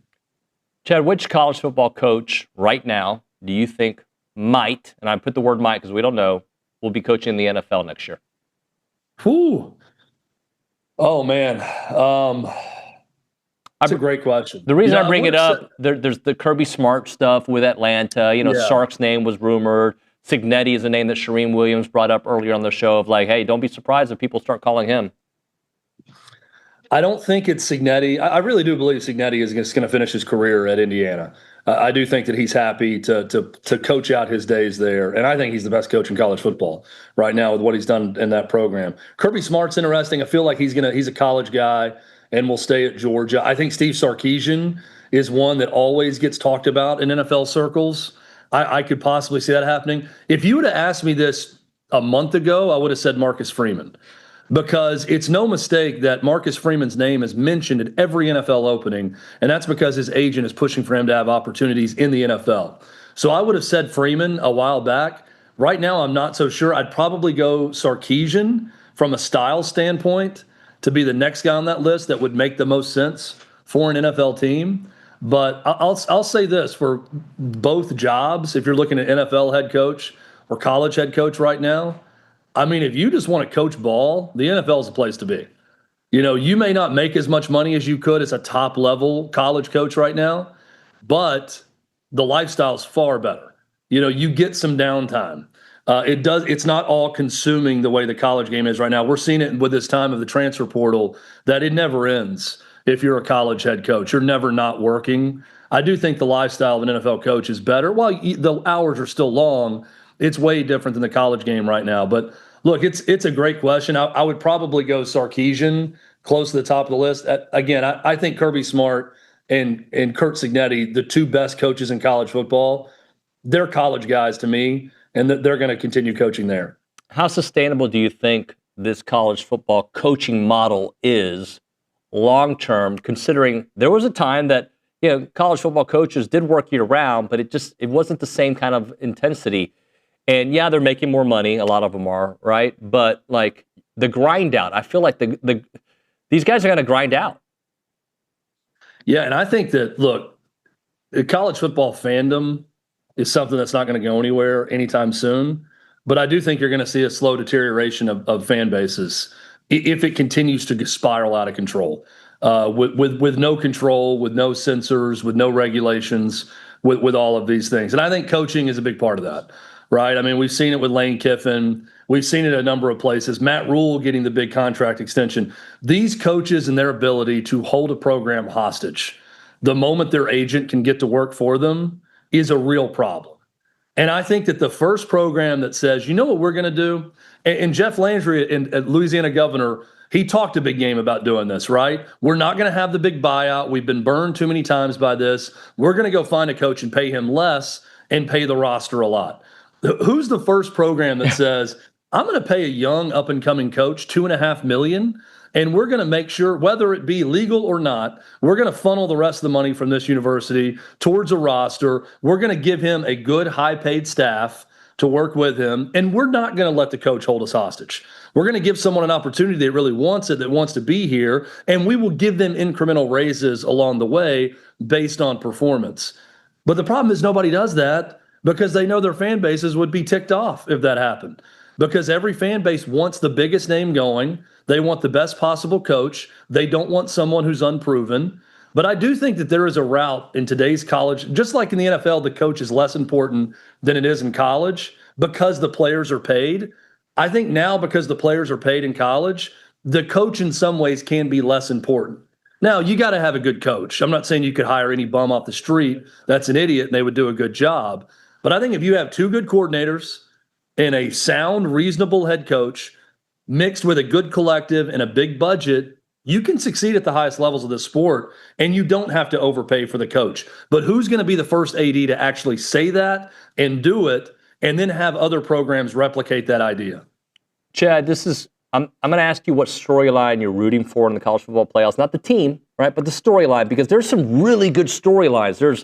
The way I've kind of have framed it is like Indiana feels like this Goliath, but they're Indiana, right? So there's that storyline. There's this Miami team that almost didn't make the playoffs, and they've run their way here to the Final Four. You've got Ole Miss. Their coach is freaking at LSU. And you got Oregon, a team that feels like they are forgotten in this conversation, but they're consistently really good. Which of those storylines are you rooting for to see play out? It's not even close for me. Ole Miss to win it all. For the reason that I just said. If Ole Miss wins it all under Pete Golding and they go on this run, a guy who was not even thought about for head coaching jobs going into this cycle, right? That Ole Miss elevated to head coach. It is a huge knock against Lane Kiffin and his coaching ability. And it is a huge step forward in what I'm talking about, that you can pay the head coach less and pay your roster a lot and have great assistant coaches and good coordinators and win a damn national title. I think that will be great for the sport to reset some of this craziness with coaching salaries and what they're able to do to programs by holding them hostage. I think it's great for everyone involved. And if you're an SEC fan and you see, just like Indiana winning in the Big Ten, historically the losingest program in all the Power Four conferences is Indiana. If they win it, if Ole Miss wins it, a team that's never been to Atlanta to even play for an SEC championship, what that does for every other program and what that does for LSU and Lane Kiffin, I feel like there's got to be a little bit of buyer's remorse from them if they see Lane Kiffin, who, by the way, couldn't beat Georgia this year, and his assistant did in the playoff, and then that team goes on to win a national title. First off, Lane Kiffin made a big mistake, but Ole Miss did a really smart thing, and I want to see if other programs try to do the same thing. You think Kiffin's rooting for Ole Miss to lose? Absolutely. There is not a doubt in my mind that he wants them to lose. And that's human nature. Yeah. I mean, it's what's the line in Varsity Blues where Bud Kilmer, says he's sitting around here praying that you lose so he can be the missing link about Lance Harbor at quarterback when he gets hurt? That's Lane Kiffin. He's Lance Harbor from Varsity Blues. Chad, great stuff, man. Thanks so much. Say hi to Hutton for me, all right? I got to get a Varsity Blues reference every time I come on a show in Texas. So I hope I hit my quota with that one, and I'll definitely tell Hutton I said hello. Yeah, and let's do that. Let's do another one next time you're on the show, all right? Absolutely. I'll fit, every time I'll make sure I hit it. Appreciate Thanks, you, brother. Dave. See you, man. Chad Withrow here on TexAgs Live on the Buppy's Catering and Bartending Hotline. We'll hit a break. We'll come back with the final segment of the 9 o'clock hour before we start our chit-chat there at 10 o'clock. If you're looking for real peace of mind, it starts with the right team, and that is the right team being Aggie-owned Paragon Financial Advisors, an independent fiduciary serving clients all across Texas. No commissions, no sales pitches, just trusted advice tailored to you. They have a team of 18 professionals, 9 CFPs, a CFA, a CPA, and their expertise runs deep at Paragon, and credentials matter, and so does your future. What you need to do is visit paragon-adv.com or call them up, 979-693-3907. That's 979-693-3907 to schedule your free consultation today. It is Paragon Financial Advisors. Integrity, expertise, and trust. Paragon Financial Advisors.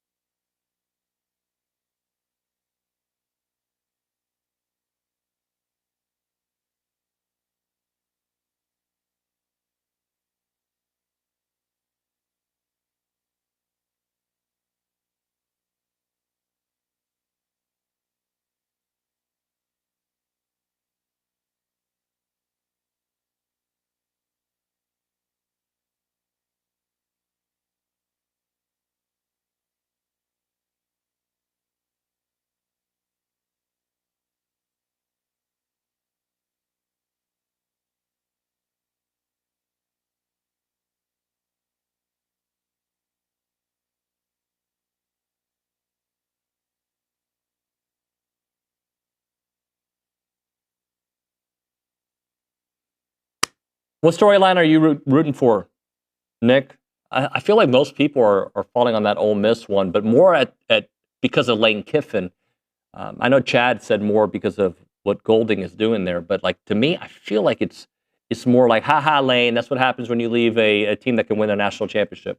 Yeah, absolutely. I think that's the majority of people's interest in that story is kind of Ole Miss rubbing it in the face of Lane Kiffin, and I agree with him.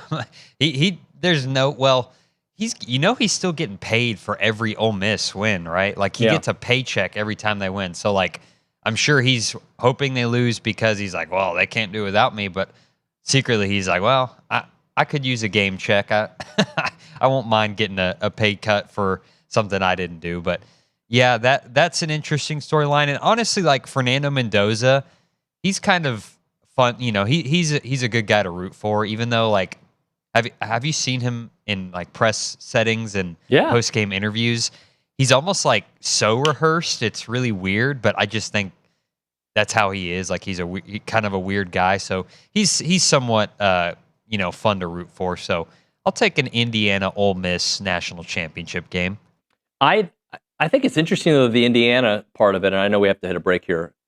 Like people look at them at this juggernaut, and they are this season, right?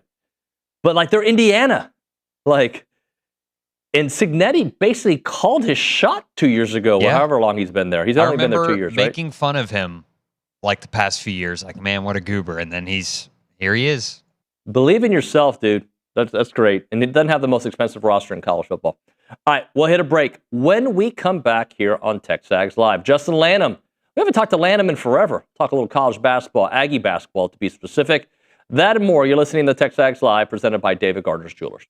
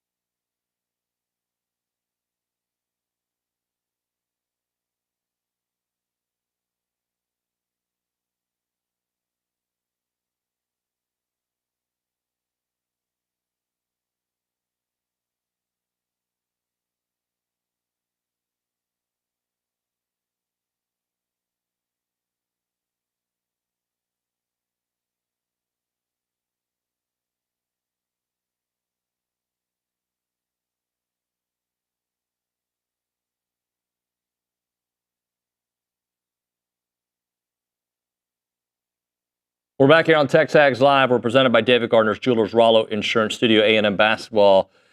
SEC schedule, game number 2 tonight against Auburn. Let's talk to a guy making his triumphant return to TexAgs Live, although Luke has stolen him and used him 1,000 times in between. Justin Lanham joining us here on the program. What's up, Justin? TexAgs Live. We're presented by...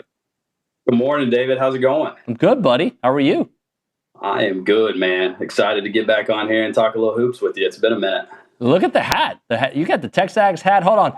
Is that a Steve Nash jersey? And what else? I can't get a good view. That's a Steve Nash and a Dirk jersey. Yeah. Have to. I think the golden era of Dallas Mavericks basketball, in my opinion, even though they won a championship without Nash.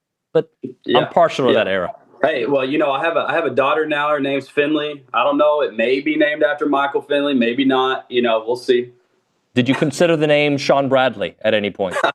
I didn't because, my height, I'm about 5'10", so I knew she probably wouldn't be that tall. So, okay. All right.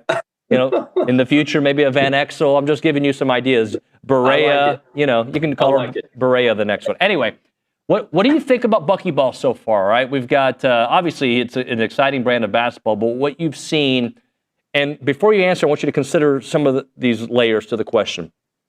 Having to throw a roster together, not having a lot of options, but really making, some nice splashes, and not having the size that you would think you would need to compete.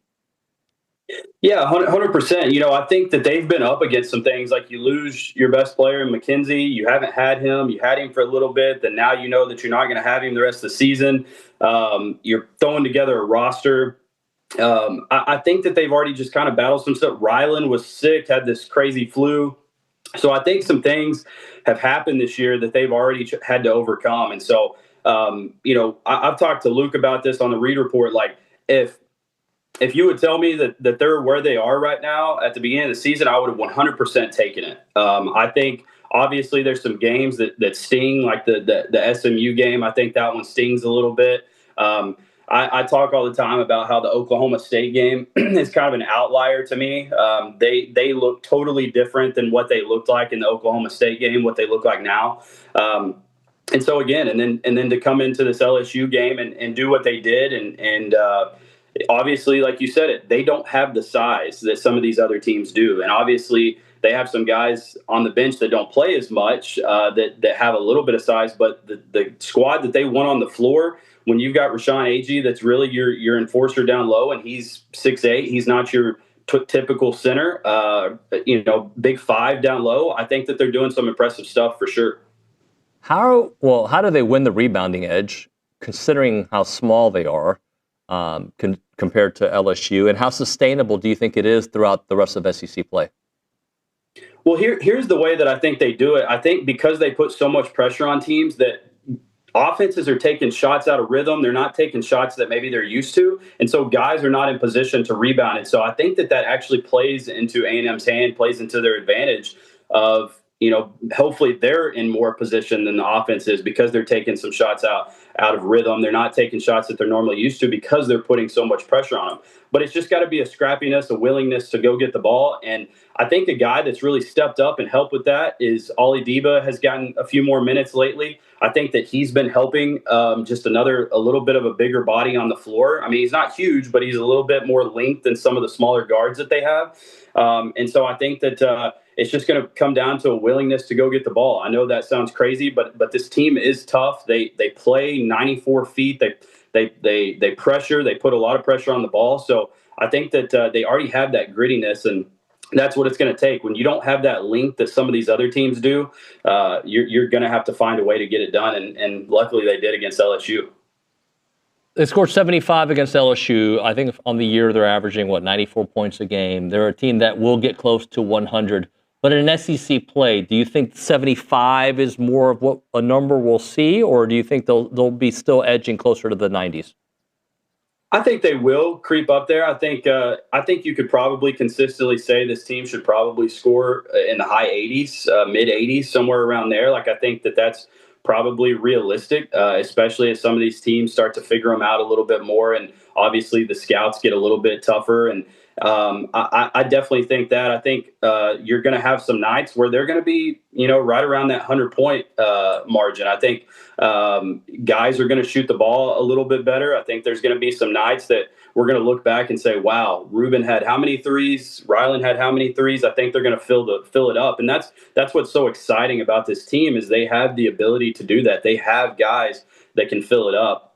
And it can be any one on any given night. There's a lot of guys that have shown that can step up. I think something that's been impressive too is the ability for Aggie to step outside and knock down some threes. I think he stretches the floor. I think he helps them in that regard because he's going to have a bigger guy on him, and so he stretches the floor. And what does that allow? That allows drive lanes because you're pulling a big guy away from the basket. Justin, last year they averaged, I think, 75 points per game as a team, the Buzz Williams-led Aggies. And it's interesting, and tell me if we're on the same page here. There's a lot of similarities, even though there's such a difference, right? And what I mean by that is effort is at the core of both of these coaches' philosophies. One is felt more on the offensive end, although if you watch this team play, they're going to play defense up and down the floor. And the other is it's more on the defensive effort and the hustle plays. And they're going to shoot a lot of threes. They just may not make a bunch of threes. Those are do you see what I'm saying? There's some similarities, but obviously the production is different. Yeah, I think at the core, the principles are there of, like you said, playing hard. They're going to play hard. They're tough. They're scrappy. I think you could have said that about last year's team too. You knew that they were going to play hard. You knew that they were going to bring it on the defensive end. I think on the offensive end, we knew that A&M last year was going to shoot a lot of threes. Now, whether or not they were going to make them, we knew that a lot of times they weren't going to make a ton of those, but then they were going to go get them on the offensive glass. I think that's probably the glaring difference is the offensive boards. The offensive glass is obviously a little bit different this year. But as far as the principles of playing hard, shooting the ball, getting lots of shots up, lots of threes up, obviously that's still kind of stayed the same. But again, the glaring difference on the offensive end is obviously Bucky's team makes a lot of those threes. So, and I think that they have more guys that are capable of making threes than obviously last year's team. So I see what you're saying, David. I think there are some similarities, but obviously there are a few differences as well. For this team to be a tournament team, obviously they got to get to the double-digit wins, and that's going to be difficult. But is there a player that you're looking at hey, this guy has got to take his game up another level? Because Aggie's already that guy, right? So Aggie's producing. Is there somebody, maybe a next level player that hey, we need to see this person raise their game one or two spots? I think there's two guys, and I don't mean this in disrespect to Rylan because I think he's playing really well, but I think he's going to have to take just another step, and I think he can be that guy. I think he's kind of one of the leaders on the team. I think he can be that guy. I would like to see him kind of seek his shot a little bit more. I think that he's a guy that can score for sure. And then another guy, since I said two, is Pop Isaacs. I think Pop has got to be somebody that steps up. And I don't know what that looks like. I don't know if that means that he's facilitating a little bit more. I don't know if that means that he's knocking down more shots. I think he's had the ability to do that. Again, we talk about some things that these guys have had to go through. Pop Isaacs, he's missed a lot of basketball over the last 2 years. And so for him to come back, it almost feels like it's kind of brand new to him again. But I feel like he started to get into a little bit more of a rhythm. The last couple of games, you've seen him doing some things that you didn't see him doing in maybe the first 6 or 7 games. So I think Pop and Rylan, to me, are those two guys that have really got to step up for this team. Are you encouraged what you've seen from Pop recently? And also, when I watch him on the floor, he just moves. Even when he was struggling, he moves like a player. And when I say that, I mean like an elite. There's an elite quality when you watch him with the ball that maybe hasn't been there production-wise early on, but you see it's there. Yeah, he has an attacking mentality. Whenever he gets the ball, you feel like something is going to happen. There's not many guys that when they get the ball in their hand that you're like, uh-oh, what's this guy going to do? I think Wade Taylor was a guy like that last year. When he got the ball in his hands, you felt like he was going to do something. I think Pop is the same way. And he has that ability to go off. And so you've got to respect him. And defensively, he's probably really obviously hard to guard. So, yes, I have been encouraged, David. I think even this last game, getting a steal, driving to the basket, guys contesting a shot. He kicks it over his shoulder to Ali Deba to get a little layup at the basket. So I think he's doing some things. I think he's feeling a little bit more free in the offense. He's probably obviously learned it a little bit more, and you can definitely tell he's a little bit more free flowing in that offense. And so as the season goes on, I think he's just going to be a guy that just continues to progress and continues to progress. And also too, on the defensive end, I think he's a guy that can be kind of a pest defensively. Like, he can get into you and get some steals. And so if he can do that to create some offense for himself, I think that's going to go a long way for him.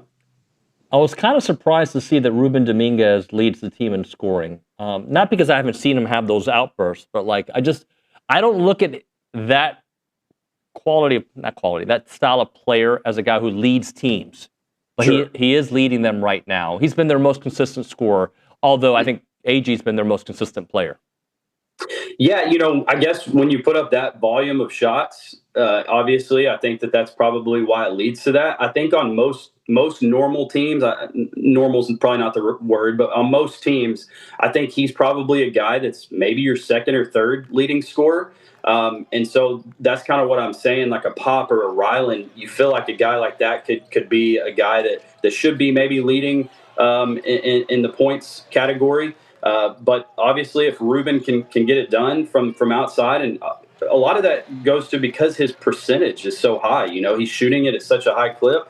And then when you shoot that volume of shots, obviously he's leading the team in points. So I think somebody that I haven't mentioned so far, David, that I've been impressed with is Marcus Hill.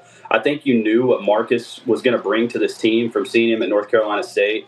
I think he's a guy that I really like, his ability to get downhill. And then obviously when you have guys like that contributes to why Ruben and Ryland can get shots on the perimeter, because he puts pressure on the basket. Jakari Lane, these guys put pressure on the basket and are finding these guys out on the perimeter to knock down open shots. Every once in a while, Jamie Vincent has one of these games. You're like, okay, I see where this guy's going. What have you seen from Vincent?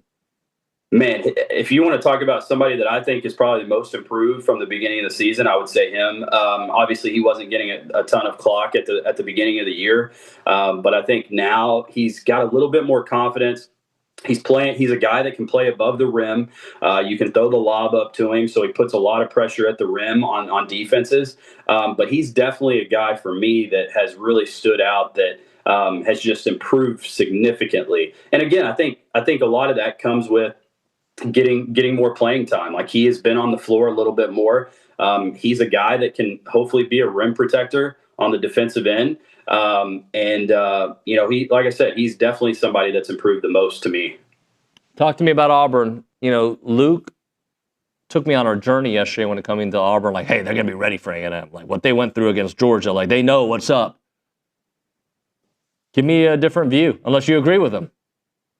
No, I mean, I think they're obviously seeking their first conference win, especially with a brand new head coach.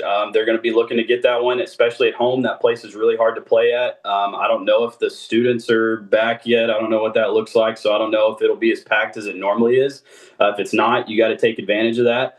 I think that team has some really good guards, right? They got a transfer from UCF that's really solid, and then you've got Pettiford, who I think is one of the most dynamic players in the country. Here's the other thing with Auburn is they have been battle tested. Like, they have played a gauntlet of a schedule. I think, are they 9-5? Is that correct? That's right. I believe.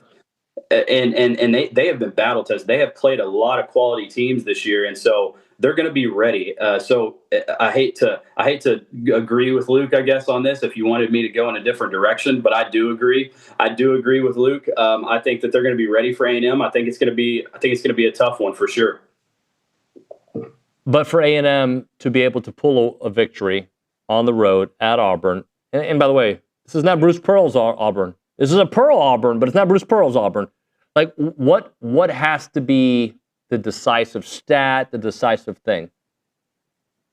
Yeah, I think here's where I think A&M has an advantage. Now Auburn plays fast too, but here's where I think A&M has some sort of advantage is a lot of these teams, when you get into conference play, those guys are playing 7 guys, maybe 8 guys. Like you saw last game against LSU, they basically played 7 guys. And so I think if you can get this team worn down, because A&M is going to play 10, 11 guys, if you can wear these teams down, playing them for 94 feet, guarding them 94 feet up the court, getting them worn out. I think that's the key. And I think you talked about earlier about how do you win the offensive rebound? How do you get those defensive rebounds? You wear these teams out. And I think that's what A&M is consistently doing because they play so hard. If you're playing hard, you're making Auburn play hard. And I think that's what they're going to have to do to give themselves a chance to win. And then also offensively, I'm telling you, I think there's going to be some games this year in conference play that I think that you're going to look back and say, wow, we shot what? We shot how many threes and we made how many threes? Our percentage was what? I think there's going to be some games that we're going to see that, and I hope it's against Auburn. Justin, I'm looking at just over the next week what A&M has. They got the road game at Auburn. They've got Oklahoma. They got at Tennessee. And they'll close out that next following week at Texas. So you got 3 of your next 4 games on the road. I don't want to ask what a realistic record would be, but like, what do they got to do? Like to stay in the mix, right? To stay like believing. What do you think they have to do over these next 4 games? Well, I don't mean to sound like a broken record, but on the road, the 3 ball is such a neutralizer, especially to whenever you're talking about home court advantage. And so I think that if they can shoot the ball at a high clip, then I think they're going to find themselves in those games. Now, whether or not they win or not, I mean, it's such a small margin whenever you're talking about league play. But I think that they've got to shoot the ball at a high clip. That's the only way to me that A&M gives themselves a chance to win on the road in some of these environments. And so if they can do that and then just find a way to get some stops. You saw it late in the LSU game. They were able to turn those guys over with that press. We're not just talking about when they press for 94 feet for the whole entire game. We're not talking about just physically. That wears a team down mentally. And I think you saw that. Obviously, LSU was missing one of their best guards.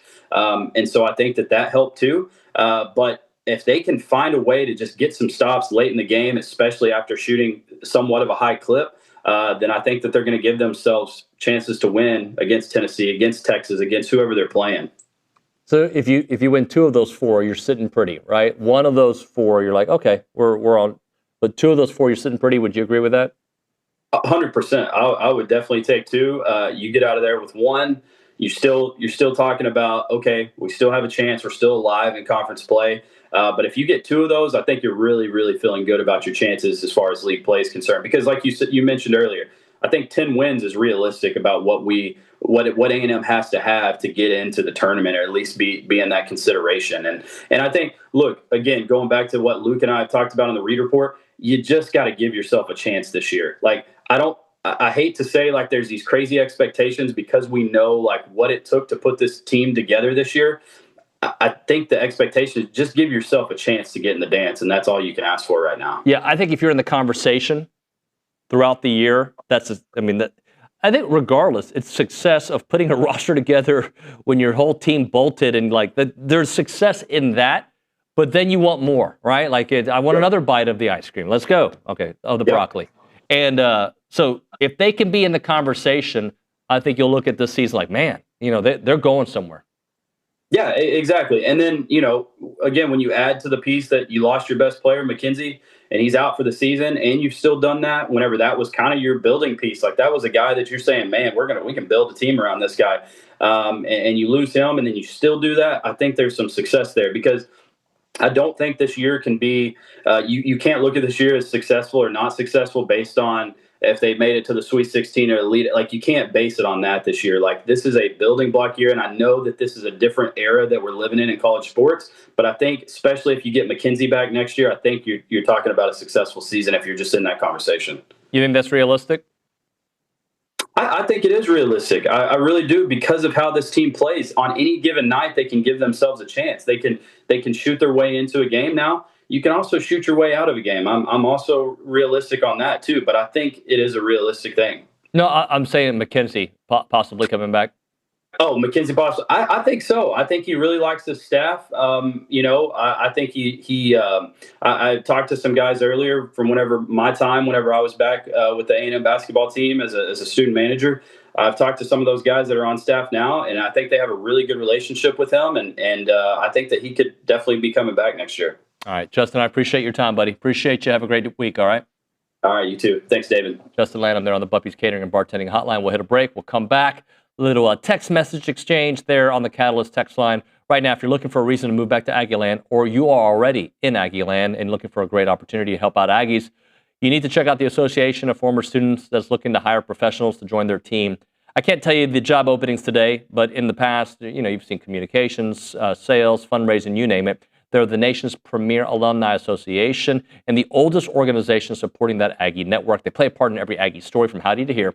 Don't miss opportunities to help out the association with Howdy Socials, Aggie Ring Day, class reunions, Aggie Muster, and everything in between. Join a team that exemplifies those Aggie core values of excellence, integrity, leadership, loyalty, respect, and selfless service. If you're interested in joining the team or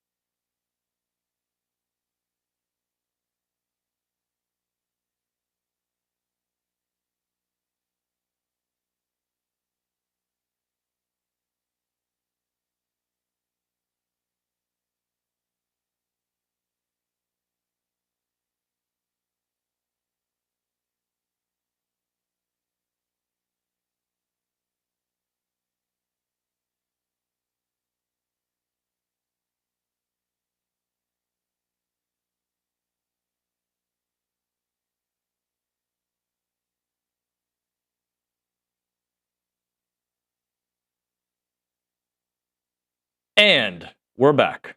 TexAgs Live, presented by David Gardner's Jewelers, Rollo Insurance Studio.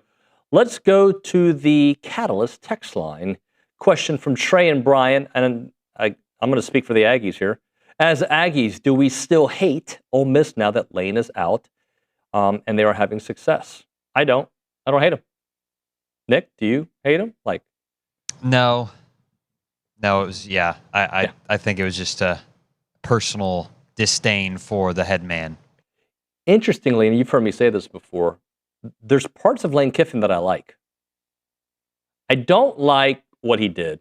I'm sorry. Dream job or not, I think you got to pick your battles of when you... It's not his dream job. I don't know the guy, so how the hell do I know what's in his brain, what he's been thinking about since he was a kid? But I can't tell somebody what their dream is and what their dream isn't. But I do know what, a team environment is. And giving up on your team at the end of the most important stretch of their season, to me, what it said, he did not think that they could beat Georgia. Even though he didn't even know where they were going to be seated at the time, right? But he didn't think that they were capable of winning a national championship. That's what it says to me. He didn't believe in his team. He felt his best path to win a national championship was at LSU. He's not. Ole Miss is a win away from a national championship title game berth. He did not believe in them. So the big question is, do we still hate Ole Miss? No, if Ole Miss beats A&M, yeah, then I hate them, right? But in the context of, villains, they're not villains to A&M right now. I mean, it's been a couple years since A&M has played them anyway. So they are not anybody that we're even focused on at the moment. But, the fact that Lane Kiffin has already been an enemy to A&M, and now he's at one of A&M's rivals, there is a little part of me that's like, I'd love to see them win a national championship just because. And if they win a national championship, what does that say about everybody, not just A&M, in college football? Because again, let's not forget, now I don't think they're going to beat Miami, but I've been wrong the entire playoffs, right? I'm not picking winners. They don't pay me to pick winners, and I certainly don't pick winners. I think Miami beats them, and I think Miami loses to Indiana. But I'm big dog Nuño. I always go for the team that's expected to win. I feel like the favorites, not big dog. Favorite Nuño. I'm your favorite talk show host at the moment. Anyway, I that's how I see it playing out. But the fact that Ole Miss could muddy the waters, they got a mobile quarterback, and we were told that was one area that Miami struggled in, was stopping mobile quarterbacks. Something that in the first half against Miami, I feel like we saw Marcel run more than we saw, obviously, in the second half. That's how they converted some third downs. But no, I don't think so. Jim and Temple, Happy New Year, David. Olin was right about Zune's 15, about Zune, about trash-talking opponents. Jackie Sherrill, A&M's best head coach ever, said, okay, I don't mind you doing that, but you better be damn sure that you can back it up on the field. If you can't, then shut up. I've moved on from that whole thing. I think if you were to give everybody truth serum, they would have wished he didn't say it, but I don't think he meant it with the disdain that was taken. But at the end of the day, Reuben Bain and company, they brought it.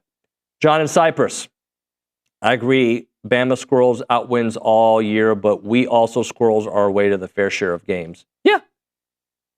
But I think that. I think about this often. That storylines, I hate when storylines end up being correct. And I'm not saying A&M's soft schedule was correct. What I'm saying is that, oftentimes when everybody starts talking about something, and then it just turns out to be true at the end, or at least the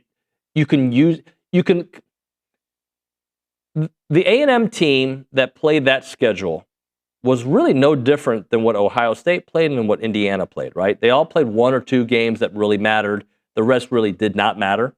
Yet because A&M hadn't proven it before, they got the brunt of the blame. Unfortunately for A&M, they don't have the history to back it up like Ohio State does. And unfortunately for A&M, they lost their last two important games. If you win one of those games, it changes the way we look at everything.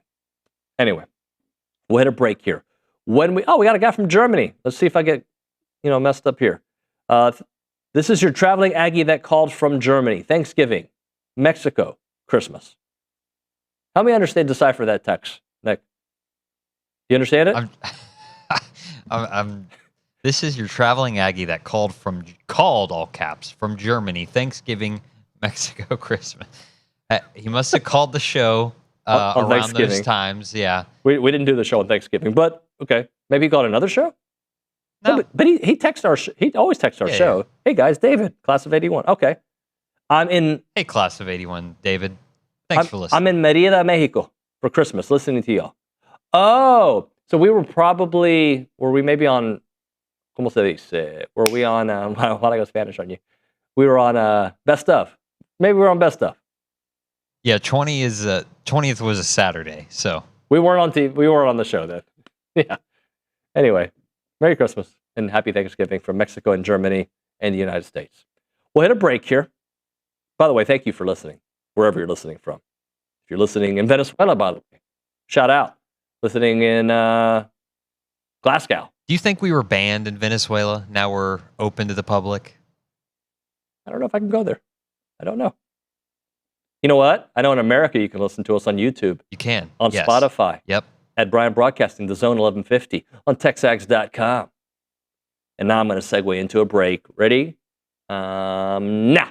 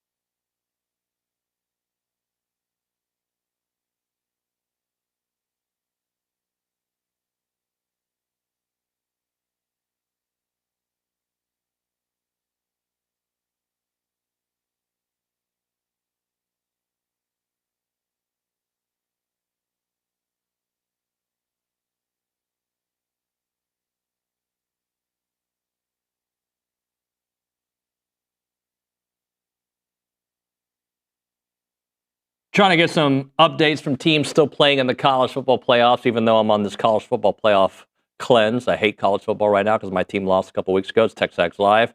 We're presented by David Gardner's Jewelers. We're in the Rollo Insurance Studio. And let's go to the Buppy's Catering and Bartending Hotline. Danny Enriquez joining us from Canes Insight. What's up, buddy? What's going on? How we doing? Good, buddy. Hey, so I'm going to ask you an unfair question, and your answer doesn't have to... Don't think that because you're on TexAgs you have to answer a certain way, okay? But which game felt harder to win? Ohio State win or the A&M win? A&M, there was a lot of elements where I think you just kind of throw a lot of stuff for both sides out. I mean, football's in the air for both teams. It's just, it wasn't what we saw all year, kicking, passing. So that was such a unique game. I do think Ohio State is the most talented team in the country from what I've seen.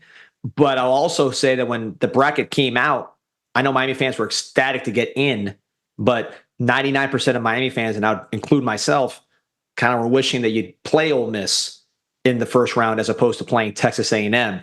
So worked out well. Now Miami's playing Ole Miss. I may be eating these words in a few days, but I still think that the more talented team, my honest opinion, the best team I've seen in the SEC top to bottom is Texas A&M. So obviously that was quite a test in unique conditions.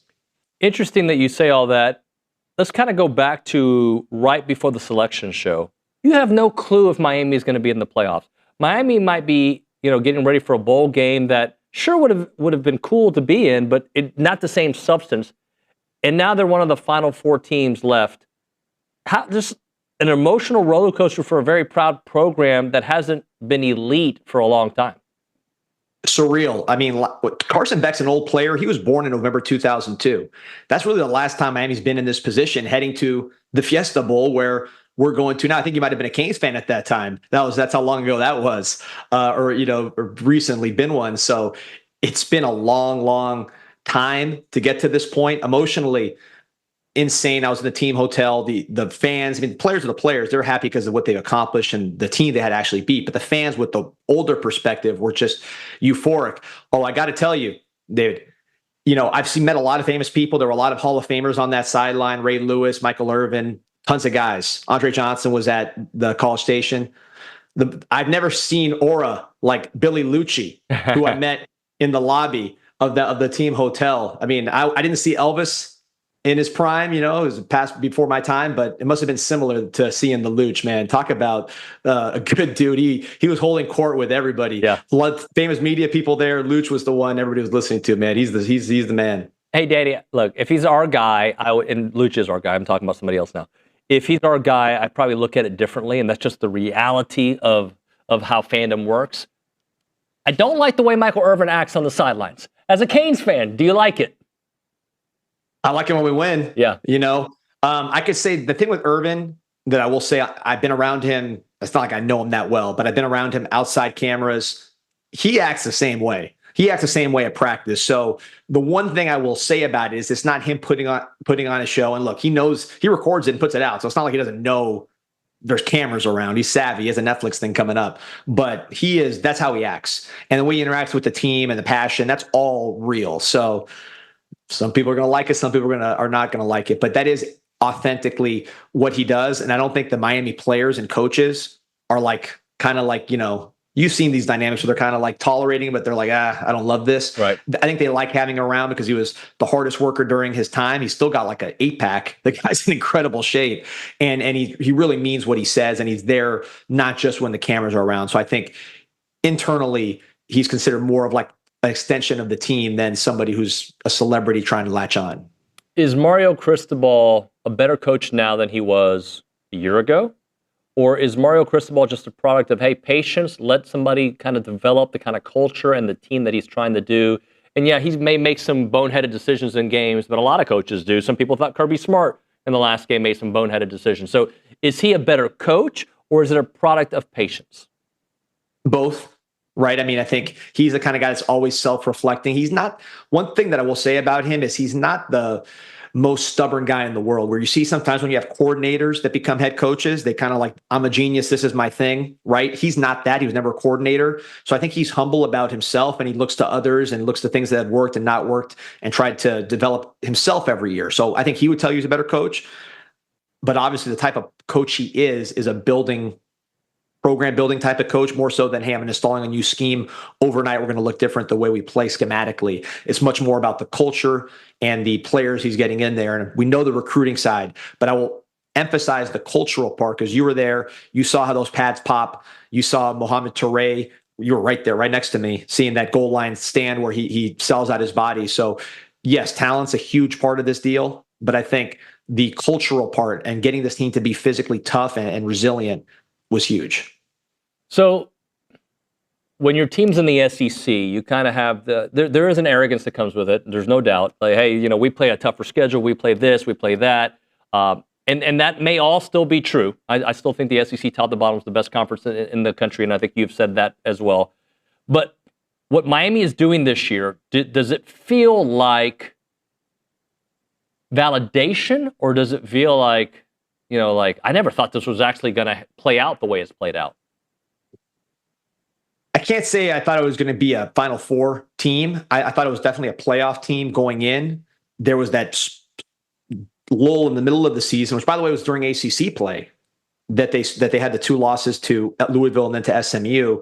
So you were doubting it then, but ultimately I think the team, they've stayed healthy and they're playing like the way you thought they might play, especially early on in the year when you saw how their blueprint was with the ability to run, make good decisions at quarterback, and play good defense. Obviously great on the offensive line. But I think with the SEC ACC thing, if I would have told you, okay, there's 2 teams playing, one team has a giant offensive line, a giant, extremely physical defensive line. They run to the ball, swarm to the ball at a speed that maybe is different than others. The collisions are different. The sounds of the contact is different. They want to run the ball with a 225-pound back, and the quarterback's going to make good decisions. And they're playing a team that's going to throw it all over the yard and not play much defense. Which conference would you apply the label to versus SEC, ACC? You'd say Ole Miss is the ACC team. Miami is the SEC team, just in terms of the style of play and the way they look. So I think the SEC is still the best conference. I was at Cal Field. I mean, that was eye-opening. It was such a vibe. I mean, you just felt like you were in the big time as far as seeing that thing and the whole aura about that experience. So SEC's got unique things that are going to carry it. I think top to bottom, it is still the best. But what I would say is the way SEC used to just bully teams with their defensive line dominance and just the physical size and nature of their teams, I don't think that's present right now. I think we'll see how this game turns out. Ole Miss is a live opponent, one of the best, probably the best offense Miami's going to face, although I think Texas A&M was the better team. It's going to be interesting, but I do think the idea of SEC stacking defensive linemen and physical bodies and just running through teams this time of year, at least for now, that's done. Danny, last thing for you. Of the teams remaining, what do you think is the worst matchup for Miami? What is the best matchup for Miami? And look, Indiana seems to be the juggernaut, right? They seem like to be the team. But it may play into Miami. I don't know. Like, what do you think? Of those 3 teams, is Ole Miss the hardest matchup because of Trinidad Chambliss? Is it potentially Fernando Mendoza taking on, a team that was a few miles from his house? Like, what do you think is, of the 3 teams left, the hardest and maybe the most manageable matchup? Ole Miss is the hardest stylistic matchup, at least when they had the ball, because not just Trinidad Chambliss, but the way they get rid of the ball so fast, they neutralize your greatest strength, which is your defensive ends. And they play fast. They play a style that is going to challenge Miami's defensive ends when they have the ball. In terms of overall team, I would say Indiana has been the best overall team. We'll find out there when they play Oregon. But I would say in terms of team, you're playing talent-wise, top to bottom, offense, defense, Ole Miss would be last. But I think in terms of the offensive style matchup, Ole Miss would be the most difficult because of what they do to your defensive ends on paper. And that's going to be Miami's challenge in the Fiesta Bowl. Danny, great stuff, man. I appreciate your time. We'll talk to you at some point, all right? Always good. Appreciate you. Thank you. Danny Enriquez here on TexAgs Live. Appreciate his time. We'll hit a break here. We'll come back with a final segment here on the program. We'll get to those final text messages. And I don't know. I'll just go back and forth with Nick. That's what we do. It's TexAgs Live.